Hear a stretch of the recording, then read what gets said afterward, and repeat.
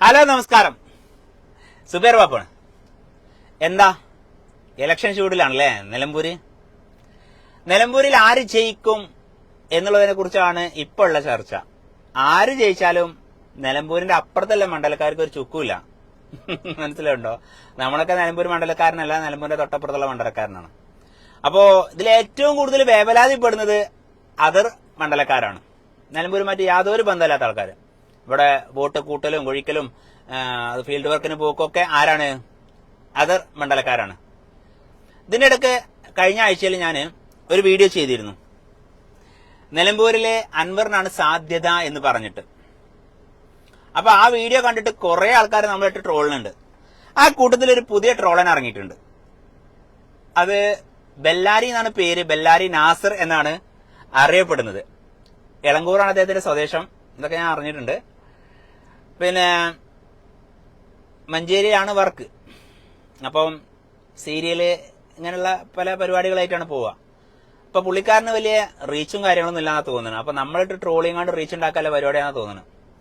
എന്തായാലും നമ്മളോട് ആര് പറഞ്ഞു കഴിഞ്ഞാലും, അതിപ്പോ ചെറുത് വലുതെന്നല്ല, ചെറിയ യൂട്യൂബർമാരായാലും വലിയ യൂട്യൂബർമാരായാലും ചേറ്റത്തരം പറഞ്ഞു കഴിഞ്ഞാൽ ആരും വിടണ പരിപാടി നമുക്കില്ല. അപ്പൊ ബെല്ലാരി നാസറിന്റെ ഒരു വീഡിയോ ഞാൻ നിങ്ങൾക്ക് കേൾപ്പിച്ചു തരാം. ചൊറിയാൻ വന്നാൽ പിന്നെ സുബേർ ബാബു പണ്ടേ മാന്തി കൊടുക്കുന്ന സ്വഭാവമാണ്. അപ്പം ഇതാണ് ആള്. കണ്ടുണ്ടാവുമായിരിക്കും. കണ്ടോ? സ്ഥാനാർത്ഥികളൊക്കെ നല്ല ചൂടിലാണ്, മാത്രല്ല അണികള് അതിലും വലിയ ചൂടിലാണ്. അപ്പൊ ഇതിന്റെയൊക്കെ ഇടയിൽ രസകരമായ ഒരു വീഡിയോ കണ്ടു. നമ്മുടെ സുബേർ ബാബുന്റെ ഒരു വീഡിയോ കണ്ടു. മാണിക്കല്ലിന്റെ പോരാട്ടത്തിനാ നമ്മുടെ അമ്പുഖാന്റെ പോരാട്ടത്തിനാന്ന് പറ. റിയാസ് പറയുന്നുണ്ട് അൻവർ എന്ന ഈ മനുഷ്യനെ ജയിപ്പിക്കാൻ നമ്മുടെ ഓരോരുത്തരുടെയും കടമയാണ് ഇരിക്കുന്നത്. ആയിരിക്കുന്നോ സഖാക്കൾ? അത് വലിയ രസം. സഖാക്കളെ കീഴിലായിരുന്നു അൻവർ ഉണ്ടായിരുന്നത് 9 വർഷം അല്ലെ. എന്നിട്ട് ആ സഖാക്കൾ ഇപ്പൊ ചോദിക്കാണ് നിലമ്പൂരിൽ അൻവർ എന്ത് ചെയ്തു എന്ന്. അപ്പൊ ജനങ്ങൾ വിഡ്ഢികളാണ്. ഇപ്പൊ അൻവറിനെ സംബന്ധിച്ചിടത്തോളം ജയിക്കുക എന്നുള്ളത് അൻവറിന്റെ ഒരു ആവശ്യമായി മാറിയിട്ടുണ്ട്. സതീശൻ എന്ത് ചെയ്തു? രക്ഷയിലെ ഇങ്ങോട്ട് വരണ്ട, കാരണം നീ എന്നെ കള്ളനാക്കിയവനാണ്, കർണാടകയിൽ നിന്ന് പണം കേരളത്തിലേക്ക് കയറ്റിയെന്ന് പറഞ്ഞവനാണ്, അതുകൊണ്ട് നിന്നോടുള്ള ചങ്ങാതി എനിക്ക് വേണ്ട, നീ ഞാനുള്ള പാർട്ടിയിലേക്ക് നിൽക്കണ്ടെന്ന് പറഞ്ഞു. ഒരു നിഷ്പക്ഷവാദിയായിട്ട് നിലമ്പൂരിന്റെ രാഷ്ട്രീയ ഇപ്പോഴത്തെ സിറ്റുവേഷനിൽ 99% ഞാൻ കുറച്ച് അടിച്ചുവിട്ട് കേട്ടോ. രണ്ടാമത്തെ വിഷയം വാക്ക് പറയുന്നുണ്ട്, അൻവർ ജയിച്ചാൽ കേരള രാഷ്ട്രീയത്തിന്റെ അവസ്ഥ എന്തായിരിക്കും എന്നാണ് വാപ്പ് ചോദിക്കുന്നത്. ശരിയല്ലേ? സുബേർ ബാബുയോട് പറയാനുള്ളത് അൻവർ ജയിക്കണില്ലല്ലോ, പിന്നെ കേരള രാഷ്ട്രീയം മാറല്. പിന്നത്തെ വാപ്പുവിന്റെ പാർട്ടി, വാപ്പു അന്റെ പാർട്ടിന്റെ അതേ മാർത്തി തന്നെയാണ് ഈ അൻവറും. അൻവറിനെ സംബന്ധിച്ചിടത്തോളം അൻവറിന് ഒരു കാലത്ത് നിലമ്പൂരുകാർ വിശ്വസിച്ചിരുന്നു. അൻവർ നല്ലൊരു MLA, ആ സ്ഥാനം അൻവർ നന്നായിട്ട് കൊണ്ടു നടന്നിട്ടുണ്ട്. അൻവർ വ്യക്തിത്വം, എനിക്ക് അൻവറിന്റെ വ്യക്തിത്വം അറിയില്ല, വ്യക്തി നല്ലൊരു മനുഷ്യനാണെന്ന് പറയുന്നത് കേട്ടിട്ടുണ്ട്. ആ നിലക്ക് അൻവർ നല്ലൊരു മനുഷ്യനായിരുന്നു. പ്രശ്നമായി അൻവർ രാജിവെച്ചു. എന്നാൽ രാജിവെച്ചിട്ട് അൻവർ എത്ര പാട്ടിനെ കാൽക്കച്ചു. അപ്പോ നമ്മുടെ ബെല്ലാരി നാസർ പറയുന്ന കാര്യം എന്താ വെച്ച് കഴിഞ്ഞാല്, അതായത് അൻവർ ജയിക്കാൻ പോകുന്നില്ല, അത് നമ്മളെ പാർട്ടിയും ജയിക്കാൻ പോകുന്നില്ല എന്നുള്ളത്. അങ്ങനെ ജയിക്കാൻ പോകുന്നില്ല എന്ന സ്ഥലത്തു നിന്നാണ് അൻവർ 2 പ്രാവശ്യം ജയിച്ചത് എന്നുള്ളത് ആര് ചിന്തിക്കണം? ഈ ബെല്ലാരി നാസർ ചിന്തിക്കണം. ഒരാളെയും താഴ്ത്തി കെട്ടാന് നമുക്ക് പറ്റില്ല. തൃശ്ശൂര് ജയിക്കില്ല എന്ന് പറഞ്ഞ സ്ഥലത്താണ് സുരേഷ് ഗോപി സാറ് 75,089 വോട്ടിന് 79 വോട്ടിന് ജയിച്ചത്. 75,089 വോട്ടിനാണ് തോന്നുന്നുണ്ട് ജയിച്ചത്. മനസ്സിലാവണ്ടോ? അവിടെയൊക്കെ നിങ്ങൾ എന്ത് ചെയ്തിരുന്നു? തൃശ്ശൂർ ഒരിക്കലും കിട്ടൂല, സംഘികൾക്ക് കിട്ടൂല എന്ന് പറഞ്ഞു. അത് സംഘികൾ വാങ്ങിയെന്ന് പറഞ്ഞാലേ വാങ്ങിയത് 1.5 വാങ്ങലാ വാങ്ങിയത്. അതേപോലെ തന്നെ 35 വർഷം ആര്യാട് മുഹമ്മദ് കയ്യിൽ വെച്ചിരുന്ന ഒരു സീറ്റ് സ്വന്തം മകന് കൈമാറിയപ്പോൾ അതിന്റെ അമർഷാണ് അൻവർ 1 പ്രാവശ്യം ജയിച്ചത്. എന്നിട്ട് അൻവർ എങ്ങ് പോയി? അങ്ങ് പിന്നെ കറുപ്പന്മാരെ രാജ്യത്ത് പോയി അവിടെ സ്വർണം കുഴിക്കാൻ പോയതായിരുന്നു. അങ്ങനെ ഒരു താടി മീശയൊക്കെ വലിയ താടിയൊക്കെ വെച്ചിട്ടാണ് പിന്നെ വരുന്നത്. അൻവർ ഇലക്ഷന്റെ തൊട്ട് മുമ്പ് ദിവസങ്ങളാണ് ഇവിടെ നാമനിർദ്ദേശ പത്രിക കൊടുക്കാനാണ് വരുന്നത്. ആ അൻവർ 2ാമതും ജയിച്ചു. മനസ്സിലാവുണ്ടോ? പിന്നെ അൻവർ എന്തിനാണ് അവിടെ രാജിവെച്ചത് എന്നുള്ള കാര്യം എല്ലാവർക്കും അറിയാം, കേരളക്കാരിൽ എല്ലാവർക്കും അറിയാം. അത് ആ അൻവർ രാജിവെച്ചത് 100% ശരിയാണെന്നുള്ളത് ആർക്കറിയാം? കേരളക്കാരിൽ എല്ലാവർക്കും അറിയാം. കാരണം വെച്ചാൽ വന്യമൃഗങ്ങളുടെ ശല്യം കാരണം DFA ഓഫീസ് അടിച്ചു തകർത്ത ഒരു MLA ആയിരുന്നു ആര്? അൻവർ. അല്ലെ? നിങ്ങൾക്കറിയാം. അതുപോലെ ഒരു MLA കരുത്തിട്ടൊരു MLA വന്നിട്ടില്ല. അതിനുശേഷം എത്ര മരണം നടന്നു? ഇത് വന്യമൃഗങ്ങൾ കാരണം. അപ്പൊ അൻവർ അവിടെ പിന്നെ പറഞ്ഞ കാര്യങ്ങൾ എന്താണ്? പോലീസിന്റെ അനാസ്ഥ, വനം വകുപ്പിന്റെ അനാസ്ഥ, അതൊക്കെ അതുപോലെ വഴിവിട്ട നിയമനങ്ങള്, പോലീസുമാരുടെ വഴിവിട്ട നിയമനങ്ങള്, വഴിവിട്ട കൈക്കൂലി, വഴിവിട്ട് ഒരുപാട് സമ്പാദിക്കുന്നു എന്നൊക്കെയാണ് അൻവർ പറഞ്ഞത്. അൻവർ പറഞ്ഞത് കേരള ജനത ഒരുപോലെ അൻവറിനെ ഏറ്റെടുക്കുകയും അൻവറിനൊപ്പം നിന്നതാണ്. പിന്നെ അൻവറിനോട് ആൾക്കാർക്ക് ദേഷ്യം വരാണ്ടായ കാരണം എന്താ വെച്ചാൽ അൻവർ ഇങ്ങനെ പച്ചരിപ്പാമ്പ് ചാടാർക്ക് ഇങ്ങനെ ചാടി പോകും. അത് ജനങ്ങൾക്ക് പറ്റിയില്ല. സത്യമാണ്. അൻവർ എന്താണ് ഓന്തിന്റെ പോലെ നിറം മാറുക എന്നുള്ള രീതിയിലാണ് അൻവറിന്റെ പ്രവർത്തനം ഉണ്ടായത്. ആദ്യം പറഞ്ഞു ഫസ്റ്റത്തെ ഒരു മീറ്റിംഗിൽ അല്ലെങ്കിൽ ഫസ്റ്റത്തെ ഒരു യോഗത്തില് നിലമ്പൂരിലേക്ക് ഈ പറഞ്ഞ ഞാനും പോയിരുന്നു. അൻവർ എങ്ങനെയാണ് അൻവറിന്റെ സംസാരം കേൾക്കാൻ നമ്മള് മൊബൈലിലും മറ്റും കേൾക്കുന്നതിലേറെ നേരിട്ട് കാണുകയും നേരിട്ട് കേൾക്കുകയും ആകുമ്പോൾ അതിനൊരു പവർ കൂടുതലാണ്. അങ്ങനെ ഞാനും പോയതാണ് നിലമ്പൂരിലോട്ട്. മനസ്സിലാവുണ്ടോ?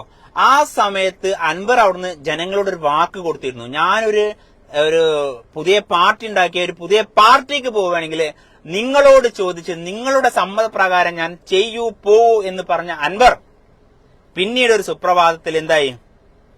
പുതിയ പാർട്ടിക്ക് പോയി, DMK പോയി. DMK അൻവറിനെ കൈവിട്ടു.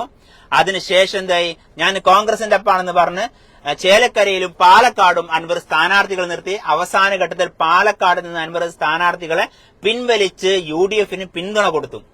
അങ്ങനെ UDFന്റെ ചായ്വുകാരനാണ്, UDF കാരനായി അൻവർ അങ്ങനെ സ്വയം പ്രഖ്യാപിത നേതാവായി, പ്രഖ്യാപിത ആളായിട്ട് അൻവർ അങ്ങ് നടന്നു. ശരിയാണോ അല്ലേ സുബൈർ ബാബു പറയണത്? അങ്ങനെ അൻവർ നടന്നു. ശേഷം അൻവറിനെ കുറച്ച് ആൾക്കാർ പറഞ്ഞു നിന്നെ UDFലേക്ക് എടുക്കാം എന്ന് പറഞ്ഞ് അവസാന ലാപ്പ് വരെ അൻവറിനെ ഇവർ പിടിച്ചു നിർത്തി. UDF എന്ന ആ പ്ലാറ്റ്ഫോമിലേക്ക് അൻവറിനെ കയറ്റിയില്ല. അതുവരെ അൻവർ എന്ന വ്യക്തി ഇലക്ഷനുമായി മത്സരിക്കാനോ ഇലക്ഷനിൽ നിൽക്കാനോ താല്പര്യപ്പെടാത്ത ഒരാളാണ്. സത്യമാണ് അല്ലേ സുബൈർ ബാബു പറഞ്ഞ? അൻവർ ഇലക്ഷനിൽ മത്സരിക്കാൻ ഉദ്ദേശിക്കാത്ത വ്യക്തിയാണ്. അപ്പോ അൻവർ പറഞ്ഞ് ജോയിയെ മത്സരിപ്പിക്കണം, ആര്യാടൻ ഷൗക്കത്തിനെ മത്സരിപ്പിക്കരുത് എന്ന് പറഞ്ഞു. അതിന് വിരുദ്ധമായി UDF ഒരു തീരുമാനമെടുത്തു. ആര്യാടൻ ഷൗക്കത്തിന് സീറ്റ് കൊടുത്തു. അതിന് അമർഷത്തിലാണ് അൻവർ ഡയലോഗ് പൊട്ടിച്ചു. പിന്നെ ആര്യാടൻ ഷൗക്കത്തിനെ സപ്പോർട്ട് ചെയ്താൽ മാത്രമേ നിനക്ക് ഈ ഒരു അതായത് പ്ലാറ്റ്ഫോമിലേക്ക് കയറി വരാൻ പറ്റുള്ളൂ, അല്ലെങ്കിൽ നിന്നെ കയറ്റാൻ പറ്റില്ല എന്ന് സതീശൻ കണിശമായിട്ട് പറഞ്ഞു.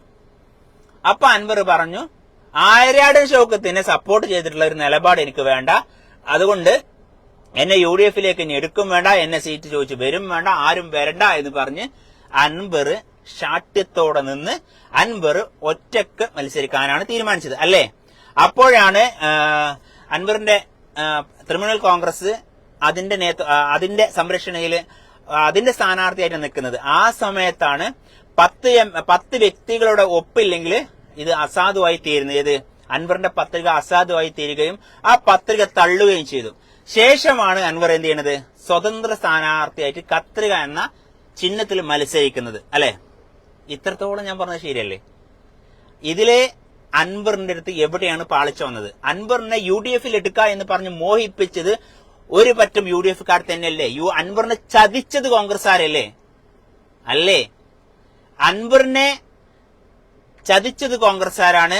കോൺഗ്രസിന് നിലമ്പൂരിൽ ഇല്ലാതാക്കിയത് CPMന്റെ അനുഭാവിയായിട്ട് അല്ലെങ്കിൽ CPMന്റെ പിന്തുണയോടെ ഒരു MLA വന്നിട്ടുണ്ടെങ്കിൽ, അതും തുടർച്ചയായിട്ട് 2 പ്രാവശ്യം വന്നിട്ടുണ്ടെങ്കിൽ അത് സാക്ഷാൽ അൻവർ മാത്രമാണ്. ഇനിയൊരു MLA നിലമ്പൂരിൽ വരും എന്ന് നിങ്ങൾ ആരും പ്രതീക്ഷിക്കും വേണ്ട. CPMന് അവിടെ MLA വരില്ല. സഖാക്കളെ സിസ്റ്റം എങ്ങനെ വെച്ചാല്, സഖാക്കളെ അവർ പറയാന്ന് വെച്ചാല് വോട്ട് എണ്ണുന്നത് വരെ അവർ വിജയിച്ചിരിക്കും, വോട്ട് എണ്ണുന്നത് വരെ അവർ വിജയത്തിലായിരിക്കും. വോട്ട് എണ്ണിക്കഴിഞ്ഞു കഴിഞ്ഞാൽ അവര് പരാജയം സമ്മതിക്കും. അവര് പറയാം അത് നിങ്ങളെ കുത്തക സീറ്റില്ല, അത് ഞങ്ങൾക്ക് എങ്ങനെ കിട്ടാനെന്ന് പറഞ്ഞ് പതുക്കെ നൈസായിട്ട് തപ്പും. ഇപ്പൊ എല്ലാവരും വളരെ ആത്മവിശ്വാസത്തിലെ കാര്യം ഞങ്ങൾ ജയിക്കും. ഒരു ചുക്കും സംഭവിക്കൂല. അവിടെ CPM ജയിക്കൂല. പിന്നെ അൻവറാണോ ജയിക്കുക എന്ന് ചോദിക്കും നിങ്ങൾ. അൻവർ അവിടെ അട്ടിമറി വിജയം നടത്തിയ വ്യക്തിയാണ്. അൻവർ അവിടെ പല പ്രാവശ്യം അത്ഭുതങ്ങൾ സൃഷ്ടിച്ച വ്യക്തിയാണ്. അൻവറിന് മാജിക്കൽ ബോൾ അൻവറിന്റെ കയ്യിലുണ്ട്. അത് അൻവറിന് മാത്രം പവറാണ്. അൻവർ പറഞ്ഞ വ്യക്തി രാഷ്ട്രീയക്കാരനാണെങ്കിലും വ്യക്തിപരമായിട്ട് 1-2 പ്രാവശ്യം ഞാൻ കണ്ടിട്ടുണ്ട്. എന്നെ സംബന്ധിച്ചിടത്തോളം അൻവർ നല്ല മനുഷ്യനാണ്. എന്നാൽ ആര്യയുടെ ഷൗക്കത്തോ അതും അദ്ദേഹവും നല്ല മനുഷ്യനാണ്. പക്ഷെ രാഷ്ട്രീയപരമായിട്ട് ഒന്നും കൂടി നമുക്ക് ഇടപഴകാനും ക്ലോസ് ആയിട്ട് ഇടപഴകാനും ഈ രണ്ട് വ്യക്തികളെയും പറ്റും. ആര്യാടൻ ഷൗക്കത്തിനെയും പറ്റും, അൻവറിനെയും പറ്റും. സ്വരാജിനെ എനിക്കറിയില്ല, ഞാൻ കണ്ടിട്ടില്ല, പരിചയമല്ല. അദ്ദേഹത്തിന് ഇടപഴകുമ്പോഴാണ് അദ്ദേഹം എങ്ങനെയാന്ന് എനിക്കറിയുള്ളൂ. സ്വരാജ് നല്ല മനുഷ്യനാണെന്ന് എല്ലാവരും പറയുന്നുണ്ട്. ആവട്ടെ, ആര് നന്നായിട്ടും കാര്യമില്ല മക്കളെ. ഒരു കാര്യം സുബൈർ ബാപ്പു എപ്പോഴും ആവർത്തിക്കുന്നുണ്ട്. ഈ ഇലക്ഷന്റെ മുമ്പ് 2 മാസം 1 മാസം മുമ്പ് ഇവർ ഈ കാട്ടിക്കൂട്ടുന്ന, ഇവർ ഈ കോലാഹലങ്ങൾ നടത്തി ലക്ഷങ്ങളാണ് ഇവർ കടണ്ടാക്കുന്നത്, ലക്ഷങ്ങളാണ് ഇവർ പൊട്ടിക്കുന്നത്, അല്ലെ? ലക്ഷങ്ങൾ പൊട്ടിച്ചുകൊണ്ടിരിക്കുക. ഒരു ഫ്ലെക്സ് ബോർഡിന് പോലും 5000, 10,000, 15,000 രൂപന്റെ ഫ്ലെക്സ് ബോർഡ് എല്ലാം ഉണ്ട്. എന്തിനാണ് മക്കളെ നല്ല രീതിയിൽ ഭരിച്ചു കഴിഞ്ഞാൽ ഒരു ഫ്ലെക്സ് ബോർഡിന്റെ ആവശ്യം എന്താണ്? ആവശ്യമുണ്ടോ? നിങ്ങൾ പറ. ഞാൻ നല്ല പ്രവർത്തനം നടത്തുകയാണെങ്കിൽ, സുബൈർ ബാപ്പു നല്ല പ്രവർത്തനം നടത്തുകയാണെങ്കിൽ ആ പ്രവർത്തനം കേരളക്കാരെ മുഴുവനും അറിയും. ഞാൻ നല്ല രീതിയിൽ പ്രവർത്തിച്ചിട്ടില്ലെങ്കിൽ അതാരും അറിയൂല, അല്ലേ? അതാണ് എന്റെ സത്യം. പിന്നെ ഇവര് ഈ പക്ഷികൾ അവർ പക്ഷികൾ തന്നെയാണ്, പറന്നുകൊണ്ടിരിക്കുകയാണ്. കാരണം വെച്ച് കഴിഞ്ഞാല് വാക്കങ്ങനെ വന്നാലും അത് നല്ലൊരു വാക്കായി മാറി, അല്ലെ? ഭരണകക്ഷികള് നിങ്ങളൊന്ന് ആലോചിച്ച് നോക്കും. മുഖ്യമന്ത്രിയുടെ ഓരോ വരവിന് ഇപ്പൊ ഇവിടെ നിലമ്പൂർ മണ്ഡലത്തില് വിവിധ ഭാഗങ്ങളിൽ മുഖ്യമന്ത്രി വന്നിരുന്നു. ലക്ഷങ്ങളാണ് ഇവർ പൊടിച്ചിട്ടുള്ളത്, ലക്ഷങ്ങള്. നിങ്ങളൊന്ന് ആലോചിച്ച് നോക്ക്. ഇവർക്ക് നല്ല ഭരണമാണെങ്കിൽ എന്തിന് ഇവർക്ക് പരസ്യം? നിങ്ങൾ ആലോചിച്ചിട്ടുണ്ടോ? ഒരു പരസ്യം എന്തിനാ ചെയ്യാറുള്ളത്? അത് ജനങ്ങളിലേക്ക് എത്തിപ്പെടാൻ വേണ്ടിയിട്ടാണ്. ഇപ്പൊ ഞാനൊരു പരസ്യം ചെയ്യുന്ന ഒരാളാണ്, ഞാനൊരു റിയൽ എസ്റ്റേറ്റ് ബ്ലോഗറാണ്. നിങ്ങൾക്ക് എല്ലാവർക്കും അറിയില്ലേ? ഞാൻ കേരളത്തിന്റെ കാസർഗോഡ് മുതൽ അങ്ങ് കന്യാകുമാരി വരെ പോയിട്ട് പരസ്യം ചെയ്ത വ്യക്തിയാണ്. അതെന്തിനാ? കന്യാകുമാരിയിലുള്ള പ്രോപ്പർട്ടി ഇവിടെ കാസർഗോഡിലെ ആൾക്കാർക്ക് അറിയാൻ വേണ്ടിയിട്ടാണ്, അല്ലെ? അങ്ങനെ ഞാൻ പരസ്യം ചെയ്യുന്നത്. അപ്പോ നല്ല പ്രവർത്തനമാണെങ്കിൽ എന്തിനാണ് പരസ്യം? ഞാൻ ചോദിക്കുന്ന ചോദ്യം അതാണ്. നല്ലൊരു പ്രവർത്തനമാണെങ്കിൽ എന്തിനാണ് ഇവർക്ക് പരസ്യം? പരസ്യം വേണ്ടല്ലോ. ഇപ്പൊ ഇവിടെ LDF 9 വർഷമായിട്ട് ഭരിച്ചുകൊണ്ടിരിക്കുക. ഈ LDFന്റെ ഭരണം വളരെ മോശമാണെന്ന് ഏത് കുട്ടിനോട് ചോദിച്ചാലും പറഞ്ഞു തരും. കാരണം എന്താ? ചെറുപ്പക്കാർക്ക് ജോലിയില്ല. ഏതെങ്കിലും ഒരു ഭാഗത്ത് ജോലി ഉണ്ടോ? നിങ്ങൾ പറ. നിങ്ങളെ നാട്ടില് ഒരു 20 വയസ്സിന്റെ അല്ലെങ്കിൽ 25 വയസ്സിന്റെയും 35 വയസ്സിന്റെ ഇടയിൽ എത്ര ചെറുപ്പക്കാരെ പീഡിയ തിണ്ടയില് ഇരുന്ന് സംസാരിക്കുന്നുണ്ട്? ചുമ്മാ ടൈം പാസ് ക്ലബിൽ ഇരുന്നിട്ട് ഒരു ദിവസം രാവിലെ വീട്ടിൽ നിന്ന് ഇറങ്ങുന്നു, ഉച്ചക്ക് വീട്ടിലേക്ക് ചോറിന് പോകുന്നു, വീണ്ടും കടയിലേക്ക് ഇറങ്ങുന്നു, വീണ്ടും രാത്രി പോയി ഉറങ്ങുന്നു, അല്ലെ? യൗവനല്ലേ നമ്മൾ നശിച്ചുകൊണ്ടിരിക്കുന്നത്, നമ്മളെ മക്കളുടെ യൗവനം. ഇതിന് ഉത്തരവാദിത്വം അതത് ഭരിക്കുന്ന സർക്കാരിനുണ്ട്. ഇവിടെ കേരളം ഭരിക്കുന്നത് ആരാണ്? CPM ആണ്. ആ CPM ഭരിക്കുമ്പോൾ ഇവിടെയുള്ള ചെറുപ്പക്കാർക്ക് ജോലി കൊണ്ടുവരേണ്ടതും അതിനുള്ള സംവിധാനങ്ങൾ ചെയ്യേണ്ടതും CPM സർക്കാർ തന്നെയാണ്. അതൊന്നും ഒഴിഞ്ഞു മാറാൻ ഇവർക്ക് പറ്റില്ല. ഇന്നിപ്പോ എന്നോടൊരു സുഹൃത്ത് പറഞ്ഞു, നമ്മുടെ ഭാഗത്ത് പാപ്പോ ഇവിടെ ഒരുപാട് പ്രദേശങ്ങളിലൊക്കെ MDMന്റെ ഒക്കെ ഒരുപാട് എന്താ പറയാ വിൽപ്പന നടന്നുകൊണ്ടിരിക്കുന്നുണ്ട്, ലഹരിയുടെ വിൽപ്പന നടന്നുകൊണ്ടിരിക്കുന്നുണ്ട്. അപ്പൊ അത് പറയുന്നത് ആരാ? അവൻ MDMഉം അല്ലെങ്കിൽ മറ്റു ലഹരി ഉപയോഗിക്കുന്ന ആളല്ല, അവൻ അത്യാവശ്യം നല്ലതുപോലെ മൂന്നുന്ന ആളാണ്. മനസ്സിലാവുണ്ടോ? അത് ലഹരിയായിട്ട് സർക്കാർ കണ്ടിട്ടല്ലേ? ഏത് മദ്യേ? അത് ലഹരിയല്ലല്ലോ. ചെങ്ങന്മാരെ ഞാൻ പറഞ്ഞ തമാശയാണ് തോന്നുന്നുണ്ട് നിങ്ങൾക്ക്. ലഹരി എന്ന് പറഞ്ഞാല് കഞ്ചാവ്, അതുപോലെ ഇങ്ങനെയുള്ള സർക്കാരിന് ടാക്സ് കിട്ടാത്തത് മാത്രമാണ് ലഹരി. സർക്കാരിന് ടാക്സ് കിട്ടാത്തത് മാത്രമാണ് ലഹരിയിൽ പെടുത്തിയിട്ടുള്ളത്. മറ്റത് ലഹരി എപ്പോഴാവുന്നത് അറിയോ? ഇത് കുടിച്ച്, അതായത് വാങ്ങുമ്പോൾ ഇത് ലഹരിയല്ല, കുടിക്കുമ്പോൾ ഇത് ലഹരിയല്ല. ഇത് കുടിച്ചു കഴിഞ്ഞ് ഒരു വാഹനം ഓട്ടുകയാണെങ്കിൽ അപ്പൊ ഇത് ലഹരിയാണ്. എന്താ വെച്ചാല് അവർ ഊതിക്കും, ആ സമയത്ത് സ്മെല്ലടിച്ച് ആ മെഷീൻ വർക്ക് ചെയ്ത് കഴിഞ്ഞാല് അപ്പൊ സർക്കാരിന് ഒരു 500 കിട്ടും, അപ്പൊ അത് ലഹരിയാണ്. സർക്കാരിന് സമ്പത്ത് ഉണ്ടാക്കുക എന്നതാണ് ഈ ലഹരി കൊണ്ട് ഉദ്ദേശിക്കുന്നത്. അല്ലാതെ ഇവിടെയുള്ള ചെറുപ്പക്കാരുടെ ആരോഗ്യത്തിനും ആയുസ്സിനും ദീർഘായുസിനും വേണ്ടിയൊന്നും ഒരു പ്രവർത്തനവും ആർക്കില്ല, ഒരു സർക്കാരിനുമില്ല. തോന്നുന്നുണ്ട് നിങ്ങൾക്ക് ഉണ്ടെന്നുള്ളത്? ഇല്ല. അപ്പൊ ഞാൻ പറഞ്ഞുകൊണ്ടിരുന്നത്, നിലമ്പൂരിൽ ആര് ജയിച്ചാലും ജയിച്ചിട്ടില്ലെങ്കിൽ ഇവിടെ ഒരു ചുക്കും വരാൻ പോണില്ല. നമുക്ക് ഒരു ചുക്കും വരില്ല. 6 മാസം 8 മാസം കഴിഞ്ഞാൽ വീണ്ടും ഇലക്ഷൻ വരാം, അല്ലേ? ഇലക്ഷൻ വരികയാണ് വീണ്ടും. അപ്പൊ ഇവരിപ്പോ ഈ ലക്ഷങ്ങൾ പൊടിച്ചത് ലക്ഷങ്ങൾ മേലെയാണ്. കാരണം മത്സരമാണ്. കാരണം CPMന് ഭരണ തുടർച്ച. CPM ജയിക്കാൻ അവർ പറയും ഇവിടെ കേരളത്തില് ഭരണവിരുദ്ധമില്ല, അതുകൊണ്ടാണ് നിലമ്പൂരിൽ CPM ജയിച്ചത് എന്ന് ആര് പറയും? CPM പറയും. കോൺഗ്രസിന് അവിടെ ജയിക്കൽ ആവശ്യമാണ്. എന്താണ്? 2 ആവശ്യമാണ്. ഒന്നിവിടെ ഭരണവിരുദ്ധത ഉണ്ട് എന്ന് തെളിയിക്കാനും, രണ്ടാമത് അൻവറിനെ UDFലേക്ക് എടുക്കാതെ ചവിട്ടി പുറത്താക്കിനും. ഈ 2 രീതിയിൽ UDFന് അത് ജയം നിർബന്ധമാണ് നിലമ്പൂരില്. ഇന്നലെ ഈ സമയത്തൊക്കെ ഞാൻ നിലമ്പൂരാ. ഇന്നലെ കുട്ടി കലാശം കഴിഞ്ഞിട്ട് വീട്ടിലെത്താൻ ഏകദേശം 2 മണിക്കൂർ ട്രാഫിക് ജാം പെട്ടു. നിലമ്പൂർ എന്ന പട്ടണത്തില് ശരിക്കും ഒരു ബൈപ്പാസ് പോലും ഇല്ല. അൻവർ തുടക്കം കുറിച്ച ബൈപ്പാസിന് അൻവറിന് ഫണ്ട് കൊണ്ടുവരാൻ പറ്റില്ല. അതായത് ഭരണകക്ഷിയായിരിക്കണ ഒരു MLA ആയിരുന്നു അൻവർ. ഈ MLA ആയിട്ട് പോലും അൻവറിന് അവിടെ എന്ത് ചെയ്യാൻ പറ്റില്ല, ആ ബൈപ്പാസിന് ഫണ്ട് പാസ്സാക്കാൻ പറ്റിയില്ല. അൻവർ വന്നിട്ട് ആകെ അവിടെ ചെയ്ത എന്താ നിങ്ങള്, അൻവർ വന്നിട്ട് എന്റെ ഒരു കാഴ്ചപ്പാടില് ഞാൻ അൻവറിനെ സപ്പോർട്ട് ചെയ്യും. അൻവർ നല്ല ചെയ്ത നല്ലതും പറയും, ചെറ്റതരം പറയുന്ന ആളാ. അത് അൻവർ എന്നല്ല, ഇന്റെ പാർട്ടിയിലെ BJP പെട്ട ആൾക്കാര് ചെറ്റതരം കാട്ടിയാലും ചെറ്റതരം പറഞ്ഞ ആളാ. അതുകൊണ്ടാണ് നമ്മളാർക്കും പറ്റാത്തത്. അതായത് പിന്നെ കണ്ടത് പറയുന്നവന് കഞ്ഞിയില്ല എന്നാ പറയാം, മനസ്സിലുണ്ടോ? അപ്പോ അൻവറിനെ സംബന്ധിച്ചിടത്തോളം നിങ്ങൾ ആലോചിച്ച് നോക്കണം. അൻവർ അവിടെ ആകെ ചെയ്തത് എന്താ ചെയ്തത്? അൻവർ വന്നപ്പോ 2 പാട്ടുത്സവം നടക്കാറുണ്ട്. നിലമ്പൂർ പാട്ടുത്സവം എന്ന് പറഞ്ഞാൽ കേരളത്തിൽ ഉടനീളം ഫേമസ് ആണ്. ഈ അൻവർ അവിടെ MLA ആയിരിക്കുന്ന സമയത്ത് 2 സ്റ്റേജ് ഉണ്ടായിരുന്നു. ഒന്ന് അൻവർ ഉണ്ടാക്കിയ ബൈപ്പാസ് ഉണ്ട്, അല്ലെങ്കിൽ അൻവർ തുടക്കം കുറിച്ച ബൈപ്പാസ്. ആ ബൈപ്പാസിന്റെ ഒരു മൂലയിൽ LDFന്റെ കീഴില് അല്ലെങ്കിൽ LDFന്റെ നേതൃത്വത്തിൽ ഒരു പാട്ടുത്സവവും UDFന്റെ നേതൃത്വത്തിൽ, അതായത് ആര്യാടൻ ഷൗക്കത്തിന്റെ നേതൃത്വത്തിൽ ഒരു പാട്ടുത്സവം നടന്നിരുന്നു. കഴിഞ്ഞ വർഷം ഈ കഴിഞ്ഞ പാട്ടുത്സവത്തിൽ മാത്രം ആ സ്റ്റേജ് ഉണ്ടായിരുന്നില്ല. അൻവർ അവിടെ ആകെ ചെയ്തിട്ടുണ്ടെങ്കിൽ ആ ഒരു പ്രവർത്തനം ചെയ്തിട്ടുള്ളൂ.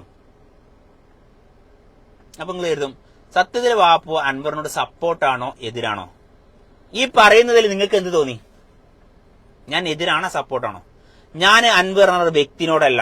കാരണം ഒരു MLA, MP, ward member, booth അതായത് പാർട്ടികളുടെ ബൂത്ത് മെമ്പർമാരെ അടക്കം അതത് പ്രദേശങ്ങളോട് ഉത്തരവാദിത്തം ഉണ്ടാവണം.